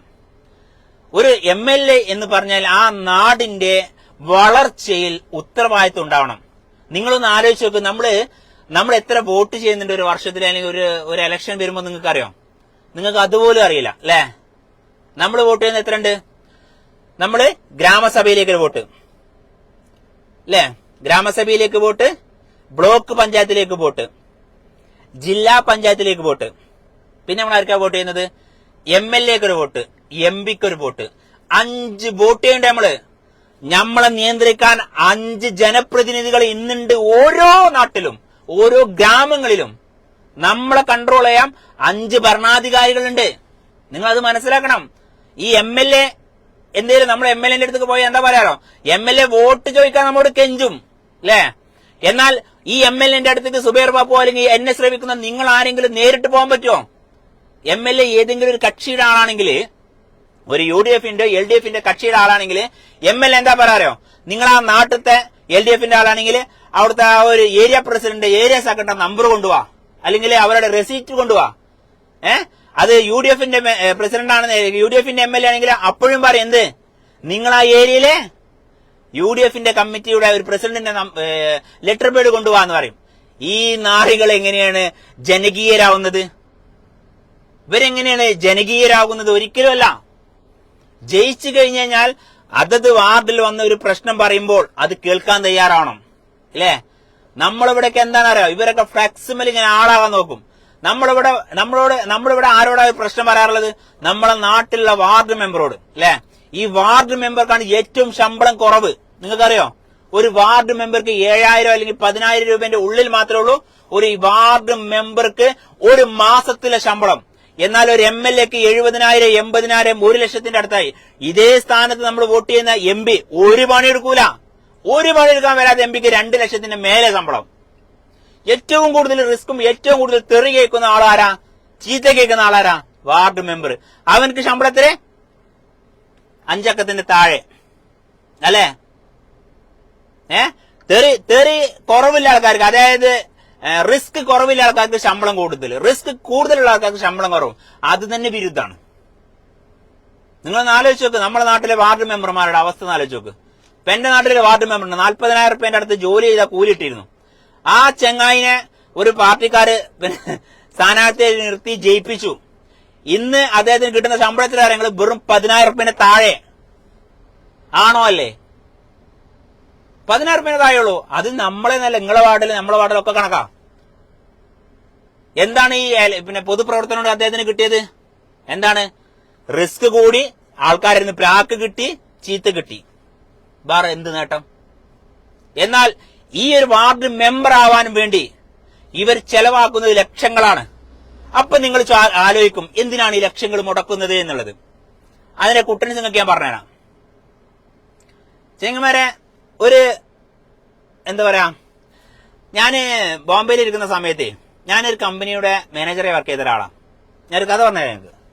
മാനേജറായി വർക്ക് ചെയ്യുന്ന സമയത്ത് ആ കമ്പനി, ഞാൻ ഗാർമെന്റ്സ് കമ്പനിയിൽ സൂപ്പർവൈസറായി നിന്നുകൊണ്ട് പിന്നെ കമ്പനിയുടെ മാനേജറായി വർക്ക് ചെയ്യുന്ന ആളാണ്. അപ്പൊ ആ കമ്പനിയിലെ ഞങ്ങളെ കമ്പനിയിൽ നിന്ന് ഈ ഷർട്ടുകളൊക്കെ 10,000, 20,000, 50,000, 1 ലക്ഷം ഷർട്ടുകളൊക്കെ നമ്മൾ പുറത്ത് പല പല കമ്പനികൾക്ക് കൊടുക്കും. ഈ ചെറിയ കമ്പനി, വലിയ കമ്പനി ലോട്ടായിട്ട് ഞങ്ങൾ ഗുജറാത്തിൽ നിന്ന് നേരിട്ട് കൊണ്ടുവരലാണ് നമ്മൾ ഓണർമാർ തുണികൾ ഗുജറാത്തിൽ നിന്ന് നേരിട്ട് കൊണ്ടുവന്നിട്ട് നമ്മൾ ഇവിടുന്ന് ഹോൾസെയിലായിട്ട് എടുത്തിട്ട് റീറ്റെയിൽ ആയിട്ട് നമ്മൾ സ്റ്റിച്ച് ചെയ്ത് കട്ട് ചെയ്തിട്ട് നമ്മൾ സ്റ്റിച്ചിങ്ങിന് മാത്രം കൊടുക്കും. ആ മേഖലയിൽ നിൽക്കുന്ന ആൾക്കാർക്ക് തന്നെ കറക്റ്റ് അറിയാം. അങ്ങനെ നിൽക്കുന്ന സമയത്ത് ഇത് സ്റ്റിച്ച് ചെയ്ത സാധനങ്ങൾ നമ്മൾ ചെക്ക് ചെയ്യും. ഇപ്പൊ ഈ കോളർ ആയാലും പോക്കറ്റ് ആയാലും ഇങ്ങനെയുള്ള മാറിടങ്ങളൊക്കെ ഇതൊക്കെ നമ്മൾ ചെക്ക് ചെയ്യും. സ്റ്റിച്ചിങ് ഒക്കെ കറക്റ്റ് ആണോ അല്ലേ എന്നുള്ളത് ചെക്ക് ചെയ്യും. മനസ്സിലുണ്ടോ? ആ ചെക്ക് ചെയ്യുന്ന സമയത്ത് ഇത് ചിലപ്പം ഏതെങ്കിലും പുതിയ ടൈലർമാർ വന്നു കഴിഞ്ഞാൽ ചിലത് ആകെ അങ്ങോട്ട് കറച്ച് വെച്ചിട്ടുണ്ടാവും, ചിലത് വൃത്തി ഉണ്ടാവില്ല, ചിലത് സ്റ്റിച്ച്, ചിലത് അങ്ങോട്ടും ഇങ്ങോട്ടൊക്കെ, ചിലത് ഈ കത്തിലോണ്ടൊക്കെ വെട്ടിയിട്ട് മെഷർമെന്റ് ഒക്കെ മാറ്റം വന്നിട്ടുണ്ടാവും. അപ്പൊ അത് നമ്മൾ ഒരു 10,000 ഒരു കെട്ടൊക്കെ ഉണ്ടെങ്കിൽ നമ്മൾ 5-6 പീസ് നമ്മൾ എന്ത് ചെയ്യുള്ളൂ, ചെക്ക് ചെയ്യുള്ളൂ. ഫുള്ള് നമ്മൾ ചെക്ക് ചെയ്യില്ല. അതിൽ നമ്മളെ കയ്യിൽ കിട്ടുന്നത് മോശപ്പെട്ട പീസാണെന്നുണ്ടെങ്കിൽ നമ്മൾ കംപ്ലീറ്റ് റിജക്ട് ചെയ്യും. മനസ്സിലാവണ്ടോ? അങ്ങനെ റിജക്ട് ചെയ്യുന്ന സമയത്ത് ഇവർ ഇന്ത്യ അടുത്തേക്ക് വരും. എന്റെ താഴെയുള്ള സൂപ്പർവൈസർ ആയിരിക്കും, അതായത് ക്വാളിറ്റി സൂപ്പർവൈസർ ആയിരിക്കും ഇത് റിജക്ട് ചെയ്യുന്നത്. ആ റിജക്ട് ചെയ്യുന്ന സമയത്ത് ഞാൻ ആ കമ്പനീന്റെ മാനേജർ ആയിരിക്കുന്ന സമയത്ത് എന്റെ അടുത്തേക്ക് വരും. ആര്? ഈ കമ്പനീന്റെ ഓണർമാര്. പക്ഷെ നിങ്ങൾ അത് എങ്ങനെയും പാസ്സാക്കണം, നിങ്ങൾക്ക് എന്തെങ്കിലും വെള്ളം കൂടി തരാമെന്ന് പറഞ്ഞിട്ട് ശമ്പളത്തിന്റെ പുറമെ ഞാനത് വെള്ളം കൂടി വാങ്ങിയാണ് തള്ളുകയാണെങ്കിൽ എന്തായി, എനിക്ക് പൈസ കിട്ടും, കമ്പനിക്ക് നഷ്ടങ്ങൾ വരും. അപ്പോ അങ്ങനെയുള്ള പ്രവർത്തനങ്ങൾ നടത്താൻ വേണ്ടിയാണ് കൂടുതലും ഈ ഒരു മേഖലയിലേക്ക് ആൾക്കാർ തിക്കിത്തിരക്കി മത്സരിച്ച് മറ്റുള്ള ആൾക്കാർ ചീത്ത പറഞ്ഞിട്ട് ഈ വോട്ട് പിടിക്കുന്നതും ജയിക്കുന്നതും. അതേപോലെ നിങ്ങളോട് പറയുകയാണെങ്കിൽ ഇതിന്റെ മനസ്സിലാക്കിക്കോളി, നിങ്ങൾ സിസ്റ്റങ്ങൾ മനസ്സിലാക്കിക്കോളി. സാധാരണക്കാർക്ക് അറിയാത്ത കാര്യങ്ങൾ സുബൈർ ബാബു പറഞ്ഞു തന്നെ നിങ്ങൾ അറിവിലൂടെ നിങ്ങളെ ചിന്തയിലേക്ക് ഈ കാര്യങ്ങൾ നിങ്ങൾ മനസ്സിലാക്കുക. അതായത് സാധാരണക്കാരൻ എന്താണ് കരുതുന്നത് വെച്ചാല്, ഒരു MLA അവനേതാകെ 10,000 രൂപ ശമ്പളം. ഇപ്പൊ ഞാൻ പറഞ്ഞ പോലെ 10,000 രൂപ ശമ്പളം പാവം ജീവിക്കുന്നത്. പക്ഷെ ഇവർക്കൊക്കെ പല രീതിയിൽ 5%, ഇപ്പൊ റോഡ് പണി എടുക്കുമ്പോൾ ഇവർക്ക് 10%, 15% ഒക്കെ കമ്മീഷൻ ഉണ്ടാവും. മനസ്സിലാവുണ്ടോ? അതിന്റെ ഒരു പേരുണ്ട്, പ്രത്യേക പേരുകളൊക്കെ ഉണ്ട്. അത് കൂടാതെ ഈ ഒരു ബൂത്ത് പ്രസിഡന്റ്, അല്ലെങ്കിൽ വേറൊരു കാര്യം കൂടി നിങ്ങൾക്ക് പറഞ്ഞുതരാം, അത് വാർഡ് മെമ്പർമാർ, ജനപ്രതിനിധികൾ. നമ്മൾ പറഞ്ഞില്ല 5 ആൾക്കാർക്ക് നമ്മൾ 5 വോട്ട് നമ്മൾ ചെയ്യുന്നുണ്ട്. ആ 5 ആൾക്കാർക്കും ഒരു ജനപ്രതിനിധികളാണ്. എന്നാൽ ഈ ജനപ്രതിനിധികൾ ആരാവണം തീരുമാനിക്കുന്ന ആൾക്കാരുണ്ട്. അതായത് മണ്ഡലം പ്രസിഡന്റ്, ജില്ലാ പ്രസിഡന്റ് എന്നൊക്കെ പറഞ്ഞിട്ടുള്ള ഓരോ BJPക്കായാലും CPM-നായാലും കോൺഗ്രസിനായാലും ഒക്കെ ഉണ്ടാവും. മനസ്സിലാവുണ്ടോ? ഇവരെ ജയിപ്പിക്കണോ തോൽപ്പിക്കണോ, അൻവറിനെ സ്ഥാനാർത്ഥിയായിട്ട് നിർത്തണോ തീരുമാനിക്കുന്ന ആ പാർട്ടിയാണ്. അതുപോലെ ആര്യാട് ഷൗക്കത്തേക്ക് ഈ സ്ഥാനത്തേക്ക് ആര് ജയിക്കണ്ട എന്നുള്ളത്, ആരെ നിർത്തണം എന്ന് തീരുമാനിക്കുന്നത് അതൊരു കമ്മിറ്റി ഉണ്ട്, പാർട്ടി കമ്മിറ്റി ഉണ്ട്. ഈ കമ്മിറ്റികൾക്കാണ് ഏറ്റവും കൂടുതൽ പൈസ. ഇവരാണ് ഏറ്റവും കൂടുതൽ ഫണ്ട് ഇറക്കുന്നതും. കാരണം ഒരു പാർട്ടി MLA ആയിക്കഴിഞ്ഞാൽ, മനസ്സിലാവുണ്ടോ? ഞാൻ കാര്യങ്ങൾ മനസ്സിലാക്കിക്കോ. ഒരു പാർട്ടിക്ക് ഒരു MLA ഉണ്ടായി കഴിഞ്ഞോട്ടിക്കോ, ആ MLA ഒപ്പിടേണ്ട ചില രേഖകൾ ഉണ്ടാവും. ആ MLA ഒപ്പിട്ടാൽ പാസ്സാകുന്ന ചില രേഖകൾ ഉണ്ടാവും. മനസ്സിലാവുണ്ടോ? ആ പാസ്സാകുന്ന രേഖകൾ ഈ പാർട്ടിക്കാരുടെ, ഇപ്പൊ CPM-ന്റെ ആണെങ്കിൽ ആ CPM-ന്റെ മണ്ഡലം പ്രസിഡന്റോ ജില്ലാ പ്രസിഡന്റോ ചെന്നിട്ട് MLA-യോട് പറയാമല്ലേ, നമ്മളെ ആളാണ്, അവനക്കൊരു കോറി വേണം, കോറിക്ക് ഒരു പാസ് വേണം, അല്ലെങ്കിൽ അവിടെ ഇന്ന ആൾക്കാർ തടഞ്ഞു എന്നൊക്കെ പറഞ്ഞിട്ട് ഇവര് പറയുമ്പോ ഈ MLA ഇതൊരു പാസ്സാക്കും. പാസ്സാക്കി കഴിഞ്ഞു കഴിഞ്ഞാല് പിന്നെ പ്രശ്നമല്ലല്ലോ. അപ്പൊ ഈ പാസ്സാക്കാൻ വേണ്ടിയിട്ട് ഈ ജില്ലാ പ്രസിഡന്റുമാരും മണ്ഡലം പ്രസിഡന്റുമാരും സ്റ്റേറ്റ് പ്രസിഡന്റുമാരൊക്കെ ഉണ്ട് ഇവർക്ക്, എല്ലാ പാർട്ടിക്കും ഉണ്ട്. ആ ടീംസ് എന്ത് ചെയ്യും? ഈ സാധുവായ മനുഷ്യന്റെ അടുത്ത് എന്ത് വാങ്ങും? പൈസ വാങ്ങും. ഒരു കോറിക്ക്, മനസ്സിലുണ്ടോ? അതുപോലെ ചെങ്കല്ല് കോറി, അതൊക്കെ അനധികൃതമായിട്ട് പ്രവർത്തിക്കുന്ന ഒരുപാട് കോറികളുണ്ട്. മനസ്സിലാവുണ്ടോ? നിയമപരമായിട്ട് ഒരു 100 കോറിയാണെങ്കിൽ അനധികൃതമായിട്ട് 1000 കോറികൾ കേരളത്തിൽ പ്രവർത്തിക്കുന്നുണ്ട് എന്നുള്ളതാണ് സത്യം. അത് കരിങ്കല്ല് കോറി ആവട്ടെ, ചെങ്കല്ല് കോറി ആവട്ടെ, മറ്റു എന്തു ആവട്ടെ. അപ്പൊ അതൊക്കെ ബ്ലാക്കിൽ നടക്കണമെന്നുണ്ടെങ്കിൽ ഇവർക്ക് ആര് വേണം? ഇവർക്കൊരു MLA വേണം. എന്നാലാണ് ആർക്ക് കളിക്കാൻ പറ്റുള്ളൂ? ഈ മണ്ഡലം പ്രസിഡന്റുമാർക്കും ജില്ലാ പ്രസിഡന്റുമാർക്കും സ്റ്റേറ്റ് പ്രസിഡന്റുമാർക്കൊക്കെ ഈ MLA-നെ വെച്ച് കളിക്കാനാണ് ഇവര് നിർത്തുന്നത്. അപ്പൊ മക്കളെ, ഇത് പക്ക ബിസിനസ്സാണ്. ബിസിനസ്സിന് വേണ്ടിയിട്ട് മാത്രമാണ് ഒരു MLA-നെ ഉണ്ടാക്കുന്നത് എന്ന് നിങ്ങൾ മനസ്സിലാക്കണം. നിലമ്പൂർക്കാരെ നിങ്ങൾ മനസ്സിലാക്കിക്കോ. നിങ്ങളെ സ്നേഹിക്കാനോ നിലമ്പൂരിന്റെ മണ്ണിനെ സ്നേഹിക്കാനോ നിലമ്പൂരിൽ വികസനം കൊണ്ടുവരുവാനോ അല്ല ഒരു MLA ഇവർ തെരഞ്ഞെടുക്കുന്നത്. അങ്ങനെയാണെങ്കിൽ 35 വർഷമായിട്ട് എന്ത് കൊണ്ടു ആര്യാടൻ മുഹമ്മദ് ഖാൻ? 9 വർഷമായിട്ട് അൻവർ എന്ത് കൊണ്ടുവന്നു? ജനങ്ങൾക്ക് വേണ്ടത് എന്താണ്? അടിസ്ഥാന സൗകര്യങ്ങളാണ്. നിലമ്പൂർ ഹോസ്പിറ്റലിൽ എന്ത് അടിസ്ഥാന സൗകര്യം ഉള്ളത്? ഞാൻ അവിടെ പോകുന്ന ആളാണ്. അതുപോലെ നിലമ്പൂരിലെ വാഹനക്കുരുക്ക് അതെന്തുകൊണ്ട് ഈ 9 വർഷമായിട്ട് ഭരണപക്ഷ MLA ആയിട്ട് പോലും അൻവറിന് പരിഹരിക്കാൻ പറ്റില്ല? അവസാനം അൻവറിന് പിടിവിട്ടു എന്ന് കണ്ടപ്പോ സ്വന്തം ബാപ്പയാണ് എന്റെ പിണറായി എന്ന് പറഞ്ഞ ആളെ പിണറായിന്റെ അപ്പനേരെ വിളിച്ച ആളാണ് ആര്? അൻവർ അല്ലേ? അപ്പൊ നിങ്ങൾ മനസ്സിലാക്കണം, കോമൺ സെൻസിലെ ആൾക്കാർ മനസ്സിലാക്കിക്കോ. രാഷ്ട്രീയം എന്ന് പറഞ്ഞാൽ സ്വർഗത്തേക്ക് പോവാനുള്ളതല്ല. അവനവന്റെ നിലനിൽപ്പിന് അവനവന്റെ രാഷ്ട്രീയ നേട്ടങ്ങൾക്കും അവർക്ക് പൈസ ഉണ്ടാക്കാൻ വേണ്ടിയിട്ട് മാത്രമാണ് നമ്മളെയൊക്കെ വോട്ട് ബാങ്കാക്കി ഇവർ നിർത്തുന്നത് എന്ന് നിങ്ങൾ സ്വയം ചിന്തിച്ച് വോട്ട് കൊടുക്കുക. എനിക്ക് ഇതാണ് നിലമ്പൂർക്കാരോട് പറയാനുള്ളത്. നിങ്ങൾ സ്വയം ചിന്തിക്കുക. ഞങ്ങൾ വോട്ട് കൊടുക്കണോ കൊടുക്കണ്ടേ എന്നുള്ളത് നിങ്ങൾ സ്വയം ഓരോരുത്തരും മനസാക്ഷിയോട് ചോദിക്കും. നിങ്ങൾക്ക് ഒരു ഉപകാരം കിട്ടാൻ പോകുന്നില്ല. ഈ വോട്ട് കൊടുക്കുന്ന വോട്ടർമാർക്ക് നിലമ്പൂരിലെ നില കേരളത്തിലെ ഓരോ വോട്ടർമാർക്കും വോട്ട് കൊടുത്തവർക്ക് അർഹമായിട്ടുള്ള ഒരു ആനുകൂല്യങ്ങളും കിട്ടില്ല. നമുക്ക് വേണ്ടത് എന്താണ് മക്കളെ? നിങ്ങളൊന്ന് പറ. നമുക്ക് വേണ്ടത് എന്താ? യാത്ര ചെയ്യാൻ വാഹന സൗകര്യം, അല്ലേ? താമസിക്കാൻ ഒരു വീട്, കുടിക്കാൻ വെള്ളം, ജോലി ചെയ്യാൻ സ്ഥാപനങ്ങള് അല്ലെങ്കിൽ ജോലി സാധ്യതകള്. ഇത് 4-5 കാര്യം മാത്രം മതി ഒരു മനുഷ്യന്. ഇത് 4-5 കാര്യം നിങ്ങൾക്ക് ഇന്നും കിട്ടാത്തവരല്ലേ? നിലമ്പൂരിൽ എത്ര പ്രദേശങ്ങളിൽ വെള്ളം കിട്ടാത്തതുണ്ട്? നിലമ്പൂരിൽ എത്ര പ്രദേശങ്ങളിൽ ഇപ്പോഴും വാഹന സൗകര്യം ഇല്ലാത്തതുണ്ട്? എനിക്കറിയാം, ഇല്ലേ? നിലമ്പൂരിന്റെ മക്കളില് 1.25 ലക്ഷം വോട്ടർമാരില് എത്ര പേർക്ക് ജോലിയുണ്ട്? നിങ്ങൾ അതിന്റെ ഒരു സെൻസസ് എടുക്ക്. ഈ അൻവറിനും അതുപോലെ നിലമ്പൂരില് നാളെ പോളിംഗ് ബൂത്തിലേക്ക് വരുന്ന എത്ര പേർക്ക് ജോലിയുണ്ട്? സ്ഥിരമായിട്ട് ജോലിയായി. അത് പ്രൈവറ്റ് ആവട്ടെ സർക്കാർ ആവട്ടെ. ഞാൻ പറയുന്നു അത് 1/3 ഉണ്ടാവുള്ളൂ, അല്ലേ? 1.25 ലക്ഷം ആൾക്കാർ വോട്ടർമാരുണ്ടെങ്കിൽ 60,000 ആൾക്കാർക്ക് ശരിക്കും ജോലി ഉണ്ടാവുള്ളൂ. ആ 60,000 ആൾക്കാർ കൂടുതലും ബിസിനസ്സുകാരായിരിക്കും, സ്വന്തമായിട്ട് ബിസിനസ് ചെയ്യുന്നവരായിരിക്കും, അല്ലെ? ബാക്കിയുള്ള 1,20,000 ആൾക്കാർക്ക് കേരളത്തിൽ സ്ഥിരമായിട്ട് അല്ലെങ്കിൽ അതത് മണ്ഡലങ്ങൾ ഓരോ മണ്ഡലങ്ങൾ എടുത്തു നോക്ക്, ജോലി ഉണ്ടോ? ഇല്ല. ഈ ജോലി സാധ്യതയ്ക്ക് വേണ്ടി അൻവർ എന്ത് ചെയ്തു നിലമ്പൂരില്? അൻവർ എന്നല്ല, 140 മണ്ഡലം ഉണ്ടല്ലോ. ഈ 140 MLA-മാരിലും നിങ്ങളൊക്കെ MLA എന്ന നിലക്ക് നിങ്ങൾ അതത് 7 പഞ്ചായത്ത് അല്ലെങ്കിൽ 8 പഞ്ചായത്തുണ്ട്. നിങ്ങൾ ഓരോ പഞ്ചായത്തുകളിലും ഈ 5 ജനപ്രതിനിധികൾ ഉണ്ടല്ലോ. നമുക്ക് 5 പേരുണ്ട് ജനപ്രതിനിധികള്. വാർഡ്, ബ്ലോക്ക്, ജില്ല, അതുപോലെ സ്റ്റേറ്റ്, നാഷണൽ, അല്ലെ? ഈ നിലക്ക് 5 ജനപ്രതിനിധികളുണ്ട് നമുക്ക്. ഓരോ പഞ്ചായത്തുകളിലും ഓരോ വാർഡുകളിലും നമുക്ക് 5 ജനപ്രതിനിധികളുണ്ട്. ഈ 5 ജനപ്രതിനിധികള് ചേർന്നിട്ട് ഒരു പഞ്ചായത്തില് ഒരു വർഷത്തില് വേണ്ട 5 വർഷത്തില് നിങ്ങള് ഒരു 500 ആൾക്കാർക്ക് ജോലി കൊടുക്കാൻ പറ്റിയ എവിടെയെങ്കിലും സ്ഥാപനം തുടങ്ങിയിട്ടുണ്ടോ? പറയ സഖാക്കളാണ് ഭരിക്കുന്നത്. തൊഴിലാളികളുടെ പാർട്ടിയാണ് ഭരിക്കുന്നത്. ഇനിയിപ്പോ മുതലാളിമാരുടെ പാർട്ടി അടുത്ത വർഷം വരുമെന്ന് കരുതുന്നു. വന്നിട്ടില്ലെങ്കിൽ കുട്ടിച്ചോറാവും ചെയ്യും. ഈ തൊഴിലാളികളുടെ പാർട്ടി ഉണ്ടായിട്ട് പോലും തൊഴിൽ കൊടുക്കാൻ പറ്റുന്നില്ല, അല്ലേ? അതിന് പകരം ലഹരി എന്ന ആ ഒരു കൂട്ടിലേക്ക് ജനങ്ങളെ തള്ളിവിടുക. എന്താ ഇവിടെയുള്ള സർക്കാരിന് ഈ ലഹരി അടിച്ചമർത്താൻ കഴിയില്ല എന്നാണോ നിങ്ങൾ വിചാരിച്ചിട്ടുള്ളത്? അല്ല.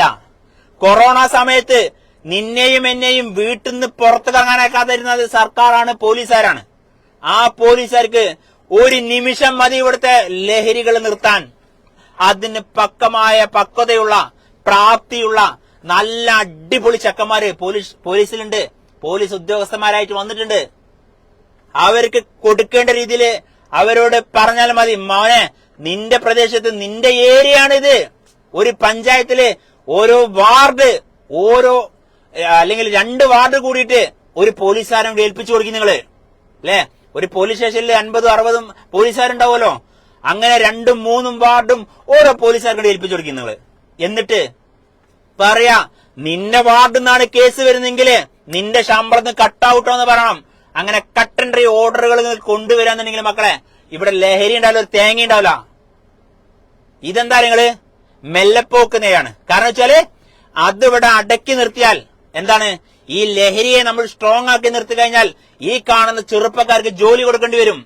ഇപ്പൊ എന്താണ് നിങ്ങൾ ആലോചിച്ചത്, ഈ 9 വർഷമായിട്ട് ഈ പിന്നെ എത്ര ചെറുപ്പക്കാര്, അതും 25-ന്റെയും 35-ന്റെയും ഇടയ്ക്കുള്ള ഏറ്റവും യൗവനം തുളുമ്പുന്ന പ്രായത്തില് ജയിലിന്റെ ഉള്ളിൽ കിടക്കുന്ന എത്ര ചെറുപ്പക്കാരുണ്ട്. എന്താ അതിന് കാരണം? ഇതിന് സർക്കാരിന് പങ്കില്ലേ? സർക്കാരിന് ഉത്തരവാദിത്തമില്ല ഇതില് അല്ലേ? എടോ, ഇതിനൊക്കെയാണ് നമ്മള് ഇവരെ ജയിപ്പിച്ചു വിടുന്നത്. നമുക്ക് എന്താണ് വേണ്ടത്? നമ്മളെ മക്കള് പുറം ലോകത്തേക്ക് പോവരുത്. നിങ്ങൾക്കറിയോ, ഇപ്പോ ഇറാനും അതുപോലെ ഇസ്രയേൽ യുദ്ധം നടക്കുക, അഭയാർത്ഥികൾ അഭയം അവരെ ജീവന് വേണ്ടി ഓടുകയാണ്. ശരിക്കിന് ഇന്ത്യ രാജ്യത്ത് എത്ര അഭയാർത്ഥികളുണ്ട് നിങ്ങൾക്കറിയോ? ഒരുപാട്, 45 ലക്ഷം അഭയാർത്ഥികൾ കേരളത്തിലുണ്ട്. എങ്ങനെയാണ് അഭയാർത്ഥികള്? എന്തുകൊണ്ടാണ്? യുദ്ധമല്ല ഇവിടെ, വയറിന് വേണ്ടി, വിശപ്പെടുക്കാൻ വേണ്ടി, കടങ്ങള് വീട്ടാൻ വേണ്ടി, അമ്മയ്ക്കും പെങ്ങന്മാർക്കും ഭാര്യയ്ക്കും ഭക്ഷണം കൊടുക്കാൻ വേണ്ടി. ഇവിടെ ജോലിയില്ല, വിദേശത്തേക്ക് പോവാ. എന്തേ? കല്യാണം കഴിച്ച് ഒരു മാസം പോലും തികയാത്ത എത്ര ചെറുപ്പക്കാര് അവരുടെ ജീവിതം നശിപ്പിച്ച് സ്വന്തമായിട്ടൊരു മക്കളുടെ സ്നേഹമോ ഭാര്യയുടെ സ്നേഹമോ അമ്മയുടെ സ്നേഹമോ ഇല്ലാതെ പോകുന്നത് എങ്ങോട്ടാ? വിദേശത്തേക്ക്. ഈ അഭയാർത്ഥികളെ നിർത്താൻ സർക്കാരിന് കഴിയുമോ? കേരളത്തിലെ സർക്കാരിന് കഴിയോ? കഴിയില്ല. കേരളത്തിലാണ് ഏറ്റവും, വിദേശ രാജ്യങ്ങളിൽ നിങ്ങൾ കണക്കെടുത്ത് നോക്കുക, ഏറ്റവും കൂടുതൽ കേരളീയരാ. എന്താണ് കാരണം? ഈ കേരളത്തിൽ ജോലിയില്ല. കേരളത്തിൽ ജോലി ഉണ്ടെങ്കിൽ എന്തിനാ നമ്മൾ വിദേശത്തേക്ക് പോകുന്നത്? 20,000 22,000 രൂപയ്ക്ക് ജോലി ചെയ്യുന്ന എത്രയോ ചെറുപ്പക്കാരെന്ന വിദേശത്തില്ലേ ഉണ്ട്. നിങ്ങൾ ചിന്തിക്കേ, എന്തുകൊണ്ട് സർക്കാർ ഇതില് മുൻകൈയെടുത്ത് ഇതിൽ പരിഹാരം കാണുന്നില്ല? നിങ്ങൾ ആലോചിച്ച് നോക്ക്. ഞാനിപ്പോ എന്റെ അറിവ് എന്റെ വണ്ടൂർ പഞ്ചായത്താണ്. ഈ വണ്ടൂർ പഞ്ചായത്തില് 30 വർഷമായിട്ട് ഇവിടെ അനിൽകുമാർ സ്ഥാനാർത്ഥിയായിട്ട് നിന്ന് ജയിച്ചു പോയെന്നും കൂടി ഇരിക്കുക. എന്റെ കുട്ടികളൊക്കെ ജനിക്കുമ്പോഴേ മൂപ്പര് ഇവിടെ MLA ആണ്. ഇപ്പോഴും MLA, ഞാൻ അടുത്ത വർഷം വരെ തന്നെ ആയിരിക്കും MLA. പക്ഷേ അനിൽകുമാറിന്റെ നേതൃത്വത്തിൽ പോലും ഇവിടെ എന്തില്ല, ജനങ്ങൾ തൃപ്തരല്ല. കാരണം തൊഴിലില്ല. മെയിനായിട്ട് വേണ്ട തൊഴിലാണ്, അതില്ല. പിന്നെ ഏതെങ്കിലും റോഡ് പണി നടക്കുകയാണെങ്കിൽ, ഇപ്പോ സഹ്യ കോളേജിന്റെ മുന്നില്, വണ്ടൂര് സഹ്യ കോളേജിന്റെ മുന്നിൽ ഇപ്പൊ കഴിഞ്ഞ മാർച്ചില് ടാറിങ് ചെയ്തതാ, അത് പൊളിഞ്ഞു. 3 മാസം ആയുസ് ഒരു ടാറിങ്ങിന്. എത്ര ലക്ഷങ്ങളാ അവിടെ കഴിയുമ്പോൾ നടക്കുന്നത് അല്ലെ? നിങ്ങളെ നാട്ടിലും ഇതുപോലെ പ്രശ്നങ്ങളുണ്ട്.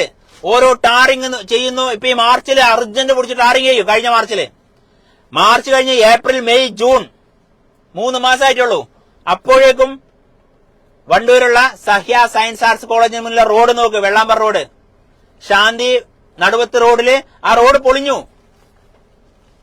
എന്താ? ഇതിന്നൊക്കെ നമുക്ക് പലതും മനസ്സിലാക്കാണ്ട്. ഇവർക്കൊക്കെ അടുത്ത അത് റോഡ് പൊളിഞ്ഞാലേ ഇനി റീഫണ്ട് വെക്കാൻ പറ്റുള്ളൂ അടുത്ത ടാറിങ്ങിന്. ഈ റോഡ് ശരിക്കും ഇവർ ചെയ്താൽ മതി. എന്ത് ചെയ്താൽ മതി? കുത്തൊഴുക്കുള്ള ഭാഗത്ത് അല്ലെങ്കിൽ പിന്നെ നീരുറവുള്ള ഭാഗങ്ങളിലൊക്കെ ശരിക്കും കോൺക്രീറ്റ് ചെയ്താൽ മതി, ഒരിക്കലും പൊളിയില്ല. പക്ഷെ അത് ഇവർ ചെയ്യില്ല.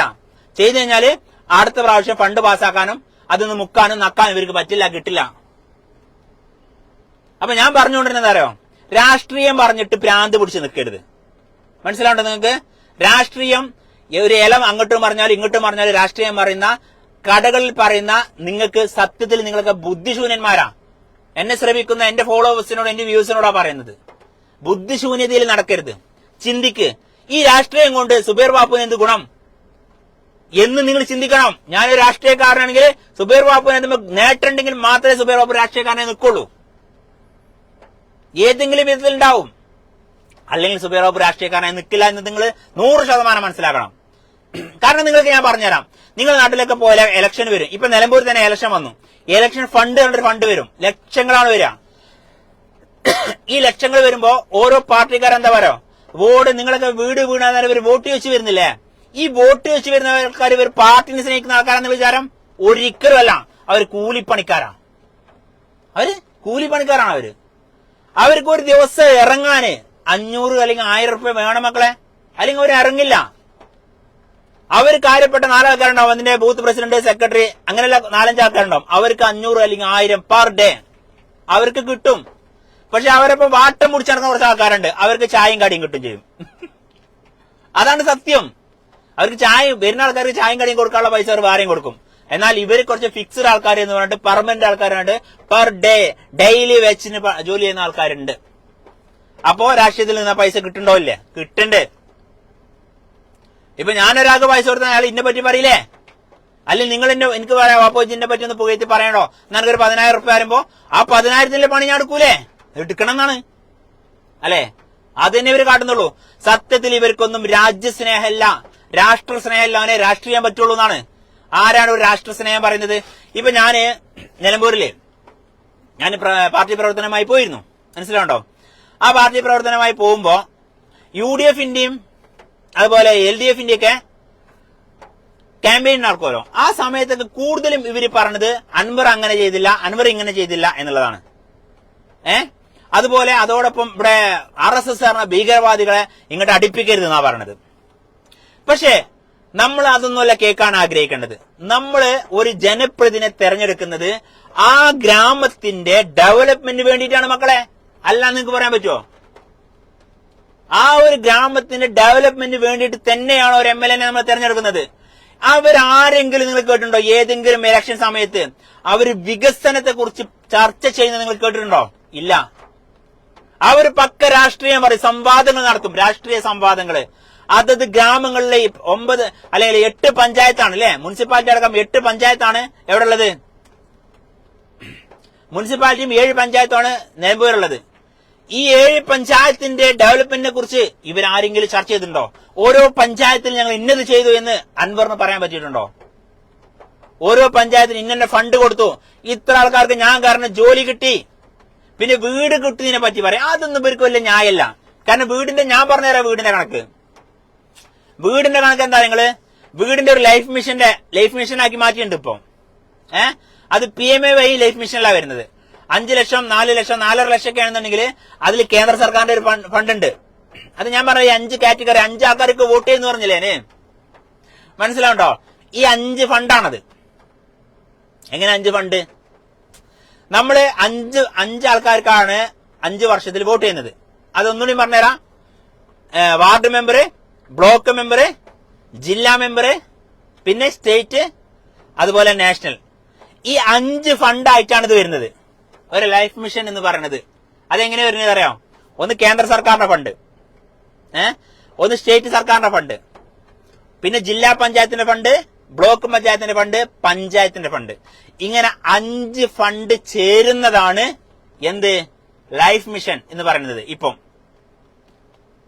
ഇതിന്റെ ഇടയ്ക്ക് BJP-ക്കാർ പറഞ്ഞല്ലോ, പിന്നെ കേന്ദ്രം കൊടുക്കണ വീടിന്റെ മേലെ കേന്ദ്ര വീട് എന്ന് എഴുതാൻ പറഞ്ഞപ്പോ ഇവർ പറ്റൂല പറഞ്ഞല്ലോ. കാരണം ഇവിടെ കള്ളിയുടെ പൊളിയും. മനസ്സിലാവുണ്ടോ? ഇവരെ തരികളുടെ പൊളിയും. അപ്പൊ പറഞ്ഞു, പിന്നെ അങ്ങനെ ആൾക്കാരാ ഓലെ വീടിന്റെ മേലൊന്നും വെക്കാൻ പാടില്ല. തമിഴ്നാട്ടിലൊക്കെ മുഴുവനുണ്ടല്ലോ അമ്മ വീട് എന്ന് പറഞ്ഞിട്ട്. ഞാൻ കാണിച്ചു തരാം നിങ്ങൾക്ക്. തമിഴ്നാട്ടിൽ കേന്ദ്ര അല്ലെ സ്റ്റേറ്റ് സർക്കാർ കൊടുക്കുന്ന വീടുമേ അമ്മ വീട് എന്ന് തന്നെ എഴുതിയിട്ടുണ്ട്. അന്ന് അത് ജയലളിത സർക്കാർ കൊടുത്ത സമയത്ത് അതിന്റെ അമ്മ വീട്, മറ്റേത് മുഖാസ്റ്റാറിൻ എന്തോന്ന് പേരുണ്ട്, അങ്ങനെ ആ വീട് എന്ന് കൊടുത്തിട്ടുണ്ട്. എന്താ ഇവിടെ അത് പറ്റില്ലാറിന്? ഇവിടുത്തെ ആൾക്കാർക്ക് തിരിച്ചറിയാൻ പറ്റും, അപ്പൊ അറിയാൻ പറ്റും. കേന്ദ്രത്തിന്റെ ഫണ്ടുള്ളത് മുഴുവനുണ്ട്. കേന്ദ്രത്തിന്റെ ഫണ്ടായിട്ടുള്ള PMA വഴി എന്നുള്ള ഫണ്ട് 5,50,000, അതിപ്പോ 6.5 ലക്ഷം ആകാൻ പോവാണ്. അതില് ₹1 പോലും സ്റ്റേറ്റ് സർക്കാരിന്റെ ഇല്ല. പക്ഷെ ആ വീട് പോലും ഇവര് ലൈഫ് മിഷന്റെ പേരിലാണ് കൊടുക്കുന്നത്. മനസ്സിലാവുണ്ടോ നിങ്ങൾക്ക്? അതിനെതിരെയാണ് കേന്ദ്രം പറഞ്ഞിരുന്നത്. അപ്പൊ ഇങ്ങനെ ഇവര് വല്യച്ഛനെ, ഇപ്പൊ എനിക്കൊരു ഫാദർ ഉണ്ട്, എന്നിലാറ് സ്വത്ത് എന്റെ ഫാദർ ഉണ്ടെന്ന് വെച്ചോ. ഫാദർ പറയാ, ബാപ്പു നീ നിന്റെ മക്കൾക്ക് കുറച്ച് പൈസ കൊടുക്ക്, ഞാൻ തരാം എന്ന് പറഞ്ഞിട്ട് എന്റെ ഫാദർ എനിക്ക് ഒരു 5 ലക്ഷം തന്നു വെച്ചോ. എന്റെ മക്കൾക്ക് കൊടുക്കാൻ വേണ്ടി 1 ലക്ഷം കൊടുക്കാൻ വേണ്ടിയിട്ട് എന്റെ മക്കൾക്ക് 1 ലക്ഷം കൊടുക്കാൻ വേണ്ടി എന്റെ കയ്യിൽ തന്നു. ആ പൈസ ഞാൻ എന്ത് ചെയ്തു? ഞാൻ കൊടുത്തു. എന്താ മക്കളെ, എന്റെ വകാറുണ്ട്, 1 ലക്ഷം കൊടുത്തു. മക്കൾ എന്താ വിചാരിക്കാ? ഇത് എന്റെ വാപ്പ തന്നാന്നല്ലേ വിചാരിക്കുള്ളൂ. സത്യത്തിൽ ആ പൈസ ആരുതേനി? എന്റെ വാപ്പാന്റെ അല്ലേ? അതായത് ഈ എന്റെ മക്കളെ വല്യാപ്പാന്റെ അല്ലേ? ആ പൈസ ഞാൻ തന്നിട്ട് എന്റെ മക്കൾക്ക് കൊടുക്കാണ്. അപ്പൊ ഈ മക്കൾ എന്താ വിചാരിക്കുന്നത്? ഇത് നമ്മളെ ഇപ്പച്ചി തന്നാണ് എന്നാണ് എന്റെ മക്കൾ വിചാരിക്കാം. സത്യത്തിൽ ആരുടെയായിരുന്നു പൈസ? എന്റെ ഫാദറിന്റെ പൈസ. എന്റെ ഫാദർ എന്റെ മക്കൾക്ക് കൊടുക്കാൻ വേണ്ടി എന്നെ ഏൽപ്പിച്ച പൈസ. അതേപോലെ തന്നെയാണ് ലൈഫ് മിഷനിലെ ഫണ്ടും PMAYയിലെ ഫണ്ടും. ഏത് ഫണ്ടും സ്റ്റേറ്റിലൂടെ വരാൻ പറ്റുള്ളൂ. ഏത് ഫണ്ടും നമുക്ക് കേന്ദ്രത്തിൽ നിന്ന് നേരിട്ട് കിട്ടൂല. ചെങ്ങന്മാരെ, അതിനൊരു ഉദാഹരണം നിങ്ങൾക്ക് പറഞ്ഞുതരാം. അതായത് നമ്മുടെ വീടിന്റെ മുന്നിൽ കൂടെ കറണ്ട് പോണില്ലേ, 66 kV 33 kV എന്നൊക്കെ പറഞ്ഞിട്ടുള്ള 3 ഫേസ് ലൈനൊക്കെ പോകുന്നില്ലേ? നിങ്ങൾ ഈ 66 33 കറണ്ട് എടുക്കലുണ്ടോ? ഉണ്ടോ? ഇല്ലല്ലോ. എന്താ അവിടുന്ന് കറണ്ട് കിട്ടൂലേ? കിട്ടൂലേന്ന്? കിട്ടും. പിന്നെ എന്താ എടുക്കാത്ത? എന്താ നിങ്ങള് സിംഗിൾ ലൈനിൽ നിന്ന് കറണ്ട് എടുക്കാൻ കാരണം എന്താ പറയടാ? ഭയങ്കര ബുദ്ധിയിലെ ആൾക്കാരാണല്ലോ നിങ്ങള്. എന്താ നിങ്ങൾക്ക് അതിന് പറയാൻ വയ്യേ? അതായത് 66 kV 33 kV 3 ഫേസ് എന്നൊക്കെ പോകുന്ന കറണ്ടുകളുണ്ട് അല്ലെ? ഈ കറണ്ട് ലൈനിൽ നിന്ന് നമ്മൾ എന്ത് ചെയ്യില്ല, ഡയറക്റ്റ് നമ്മളെ വീട്ടിലേക്കുള്ളതോ കമ്പനിയിലേക്കുള്ളതോ കറണ്ട് എടുക്കാറില്ല അല്ലെ? നമ്മളത് എന്ത് ചെയ്യും, അതിന്റെ പവർ കുറച്ച് കൊടുന്ന് നമ്മള് 2 ലൈൻ അല്ലെങ്കിൽ 4 ലൈൻ അല്ലെ, നമ്മൾ അതിൽ നിന്നാണ് കറണ്ട് എടുക്കുക. മനസ്സിലാവുണ്ടോ? അതുപോലെയാണ് കേന്ദ്രത്തിന്റെ ഫണ്ടും. കേന്ദ്രം ഒരിക്കലും എന്ത് ചെയ്യുന്നില്ല, ഡയറക്റ്റ് നമുക്ക് ഫണ്ട് തരുന്നില്ല. അത് തരുന്നുണ്ടെങ്കിൽ തന്നെ ഏതാന്നുള്ളത് എനിക്ക് കിസാനിലേക്ക്, അതായത് ഇപ്പൊ കേന്ദ്രം ഡയറക്റ്റ് നമുക്ക് അക്കൗണ്ട് കിട്ടുന്ന പൈസ ആണ് ഏത്, കിസാൻ പദ്ധതിയായിട്ട് കൊടുക്കുന്ന 4 മാസം കൂടുമ്പോൾ 2000 രൂപ കൊടുക്കുന്നില്ലേ, അതൊന്നും ഒരാൾക്കും പങ്കില്ല കേട്ടോ. അത് ഡയറക്റ്റ് പ്രധാനമന്ത്രി കൊടുക്കാണ്. വേറെ ഒരു ഫണ്ടും ഡയറക്റ്റ് നമ്മളെ അക്കൗണ്ടിലേക്ക് വരുന്നില്ല. എന്ത് വരികയാണെങ്കിൽ ഇവർ ത്രൂ മാത്രമേ വരാൻ പറ്റുള്ളൂ. സ്റ്റേറ്റിക്ക് വരും, സ്റ്റേറ്റിൽ നിന്ന് എടുക്ക് വരും. സ്റ്റേറ്റിന് ഡയറക്റ്റ് കൊടുക്കാൻ പറ്റുന്നുണ്ടോ? നമുക്ക് സ്റ്റേറ്റിൽ നിന്നും കിട്ടൂല. ഒരു ലൈഫ് മിഷനിൽ നമ്മൾ പരാതി കൊടുക്കുന്നത്, അല്ലെങ്കിൽ ലൈഫ് മിഷൻ വീട് വേണമെന്ന് നമുക്ക് എവിടെ കൊടുക്കാൻ പറ്റും? സ്റ്റേറ്റിൽ കൊടുക്കാൻ പറ്റും. അതുപോലെ PMAY വീട് വേണമെന്നുള്ള എവിടെ കൊടുക്കാൻ പറ്റും? കേന്ദ്രത്തിൽ കൊടുക്കാൻ പറ്റും. എന്നാൽ ഈ PMAYയുടെ വീട് നിങ്ങൾ കേന്ദ്ര സർക്കാരിനായിട്ടല്ല നിങ്ങൾ കരാർ ഒപ്പുവെക്കാറുള്ളത്. ആരായിട്ട് നിങ്ങൾ വെക്കാറുള്ളത്? നിങ്ങളുടെ വാർഡിലെ അല്ലെങ്കിൽ നിങ്ങളുടെ പഞ്ചായത്തിലെ സെക്രട്ടറിയുമായിട്ടാണ് നിങ്ങൾ ഒപ്പുവെക്കാറുള്ളത്. അത് നിങ്ങൾക്ക് എന്താ മനസ്സിലാവുന്നത്? എന്താ മനസ്സിലാവുന്നത് മക്കളെ? ചക്കരകളെ പറഞ്ഞു നിങ്ങൾ. അത് നിങ്ങൾ മനസ്സിലാക്കേണ്ട കാര്യം എന്താണ്? ഏത് ഫണ്ടും കേന്ദ്രം കൊടുത്താലും സ്റ്റേറ്റ് കൊടുത്താലും അത് ജില്ലാ പഞ്ചായത്ത് പോലും അത് കൊടുക്കുന്നില്ല. നൗഷാദ് നീ ചിരിക്കണ്ടടാ, ഞാൻ പറഞ്ഞ കാര്യമല്ല, നീ പറ. ഏത് ഫണ്ടായാലും സ്റ്റേറ്റ് സർക്കാരിന്റെ ഫണ്ട് സ്റ്റേറ്റിൽ പോയിട്ട് നമുക്ക് കിട്ടുന്നില്ല. കിട്ടുന്നുണ്ടോ? ഇല്ല. നമുക്ക് ഏത് കിട്ടണമെങ്കിലും നമ്മൾ എന്താണ്, ഗ്രാമസഭയിൽ അല്ലെങ്കിൽ നമ്മൾ എന്ത് ചെയ്യണം, അതത് വാർഡിൽ അതത് ഗ്രാമപഞ്ചായത്തിൽ പോയിട്ട് റിക്വസ്റ്റ് കൊടുത്താൽ മാത്രമേ നമുക്ക് കിട്ടുള്ളൂ. നമ്മൾ ലൈഫ് മിഷന്റെ വീടിന്റെ പരാതി നമ്മൾ കൊടുക്കുന്ന അക്ഷയ മുഖാന്തരം സ്റ്റേറ്റിക്കോ അല്ലെങ്കിൽ കേന്ദ്രത്തിക്കായിരിക്കും.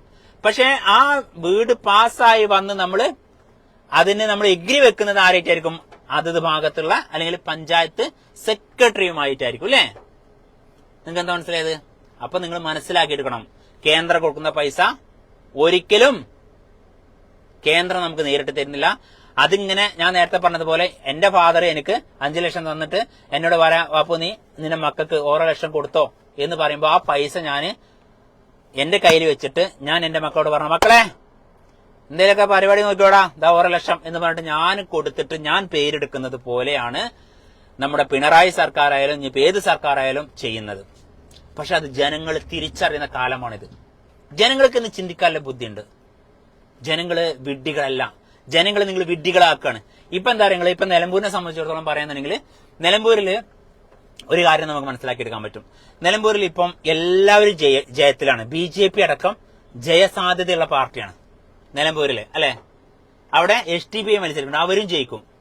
STPI ജയിക്കും, BJP ജയിക്കും, അൻവർ ജയിക്കും, പിന്നെ സ്വരാജ് ജയിക്കും, ആര്യാടൻ ജയിക്കും. പക്ഷെ എല്ലാവരും ജയിക്കും. ഏതുവരെ? വോട്ട് എണ്ണുന്നത് വരെ ഓരെല്ലാരും ജയിക്കും. വോട്ട് എണ്ണിക്കഴിഞ്ഞാൽ 4 ആള് തോൽക്കും, അല്ലെങ്കിൽ അവിടെ ബാക്കിയുള്ള പാർട്ടികളൊക്കെ ഒരാള് അന്തിമ വിജയത്തിലുണ്ടാവും. പക്ഷെ ഇവരെന്ത് ചെയ്യും? നമ്മളെ പാർട്ടി, അപ്പോ നമ്മളെ പാർട്ടിക്ക് വേണ്ടി വർക്ക് ചെയ്യണം കേട്ടോ. നമ്മളെ പാർട്ടി എടാ, ഈ ബാപ്പുവിനെ കൊണ്ട് വർക്ക് ചെയ്യിക്കുന്നത് ഒരിക്കലും ബാപ്പുവിന്റെ നന്മ ഉദ്ദേശിച്ചിട്ടല്ല എന്നുള്ളത് ബാപ്പു മനസ്സിലാക്കണം.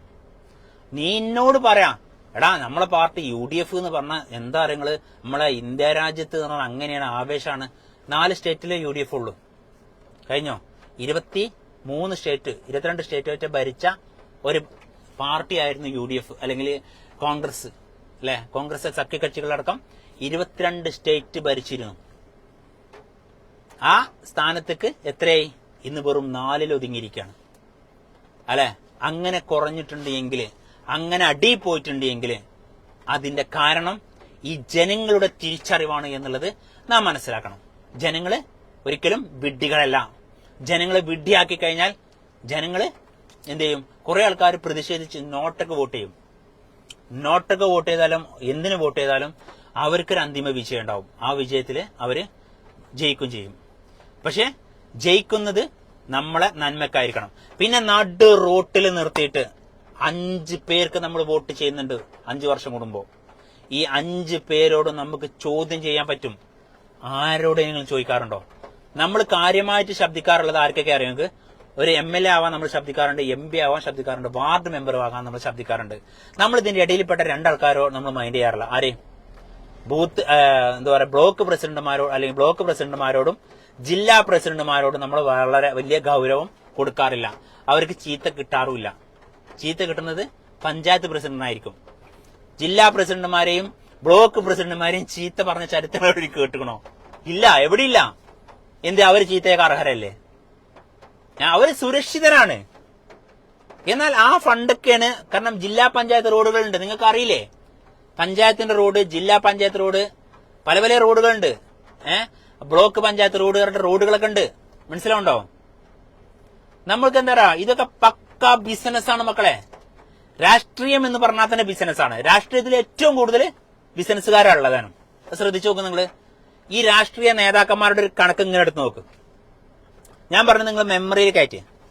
എന്നിട്ട് കേരളത്തിലെ ഓരോ അല്ലെങ്കിൽ 140 MLA-മാരില് എത്ര MLA-മാര് സാധാരണക്കാരെ ഒരു പണിയും തോരല്ലാത്ത ആൾക്കാരുണ്ട്? നിങ്ങൾ ആലോചിച്ച് നോക്ക്.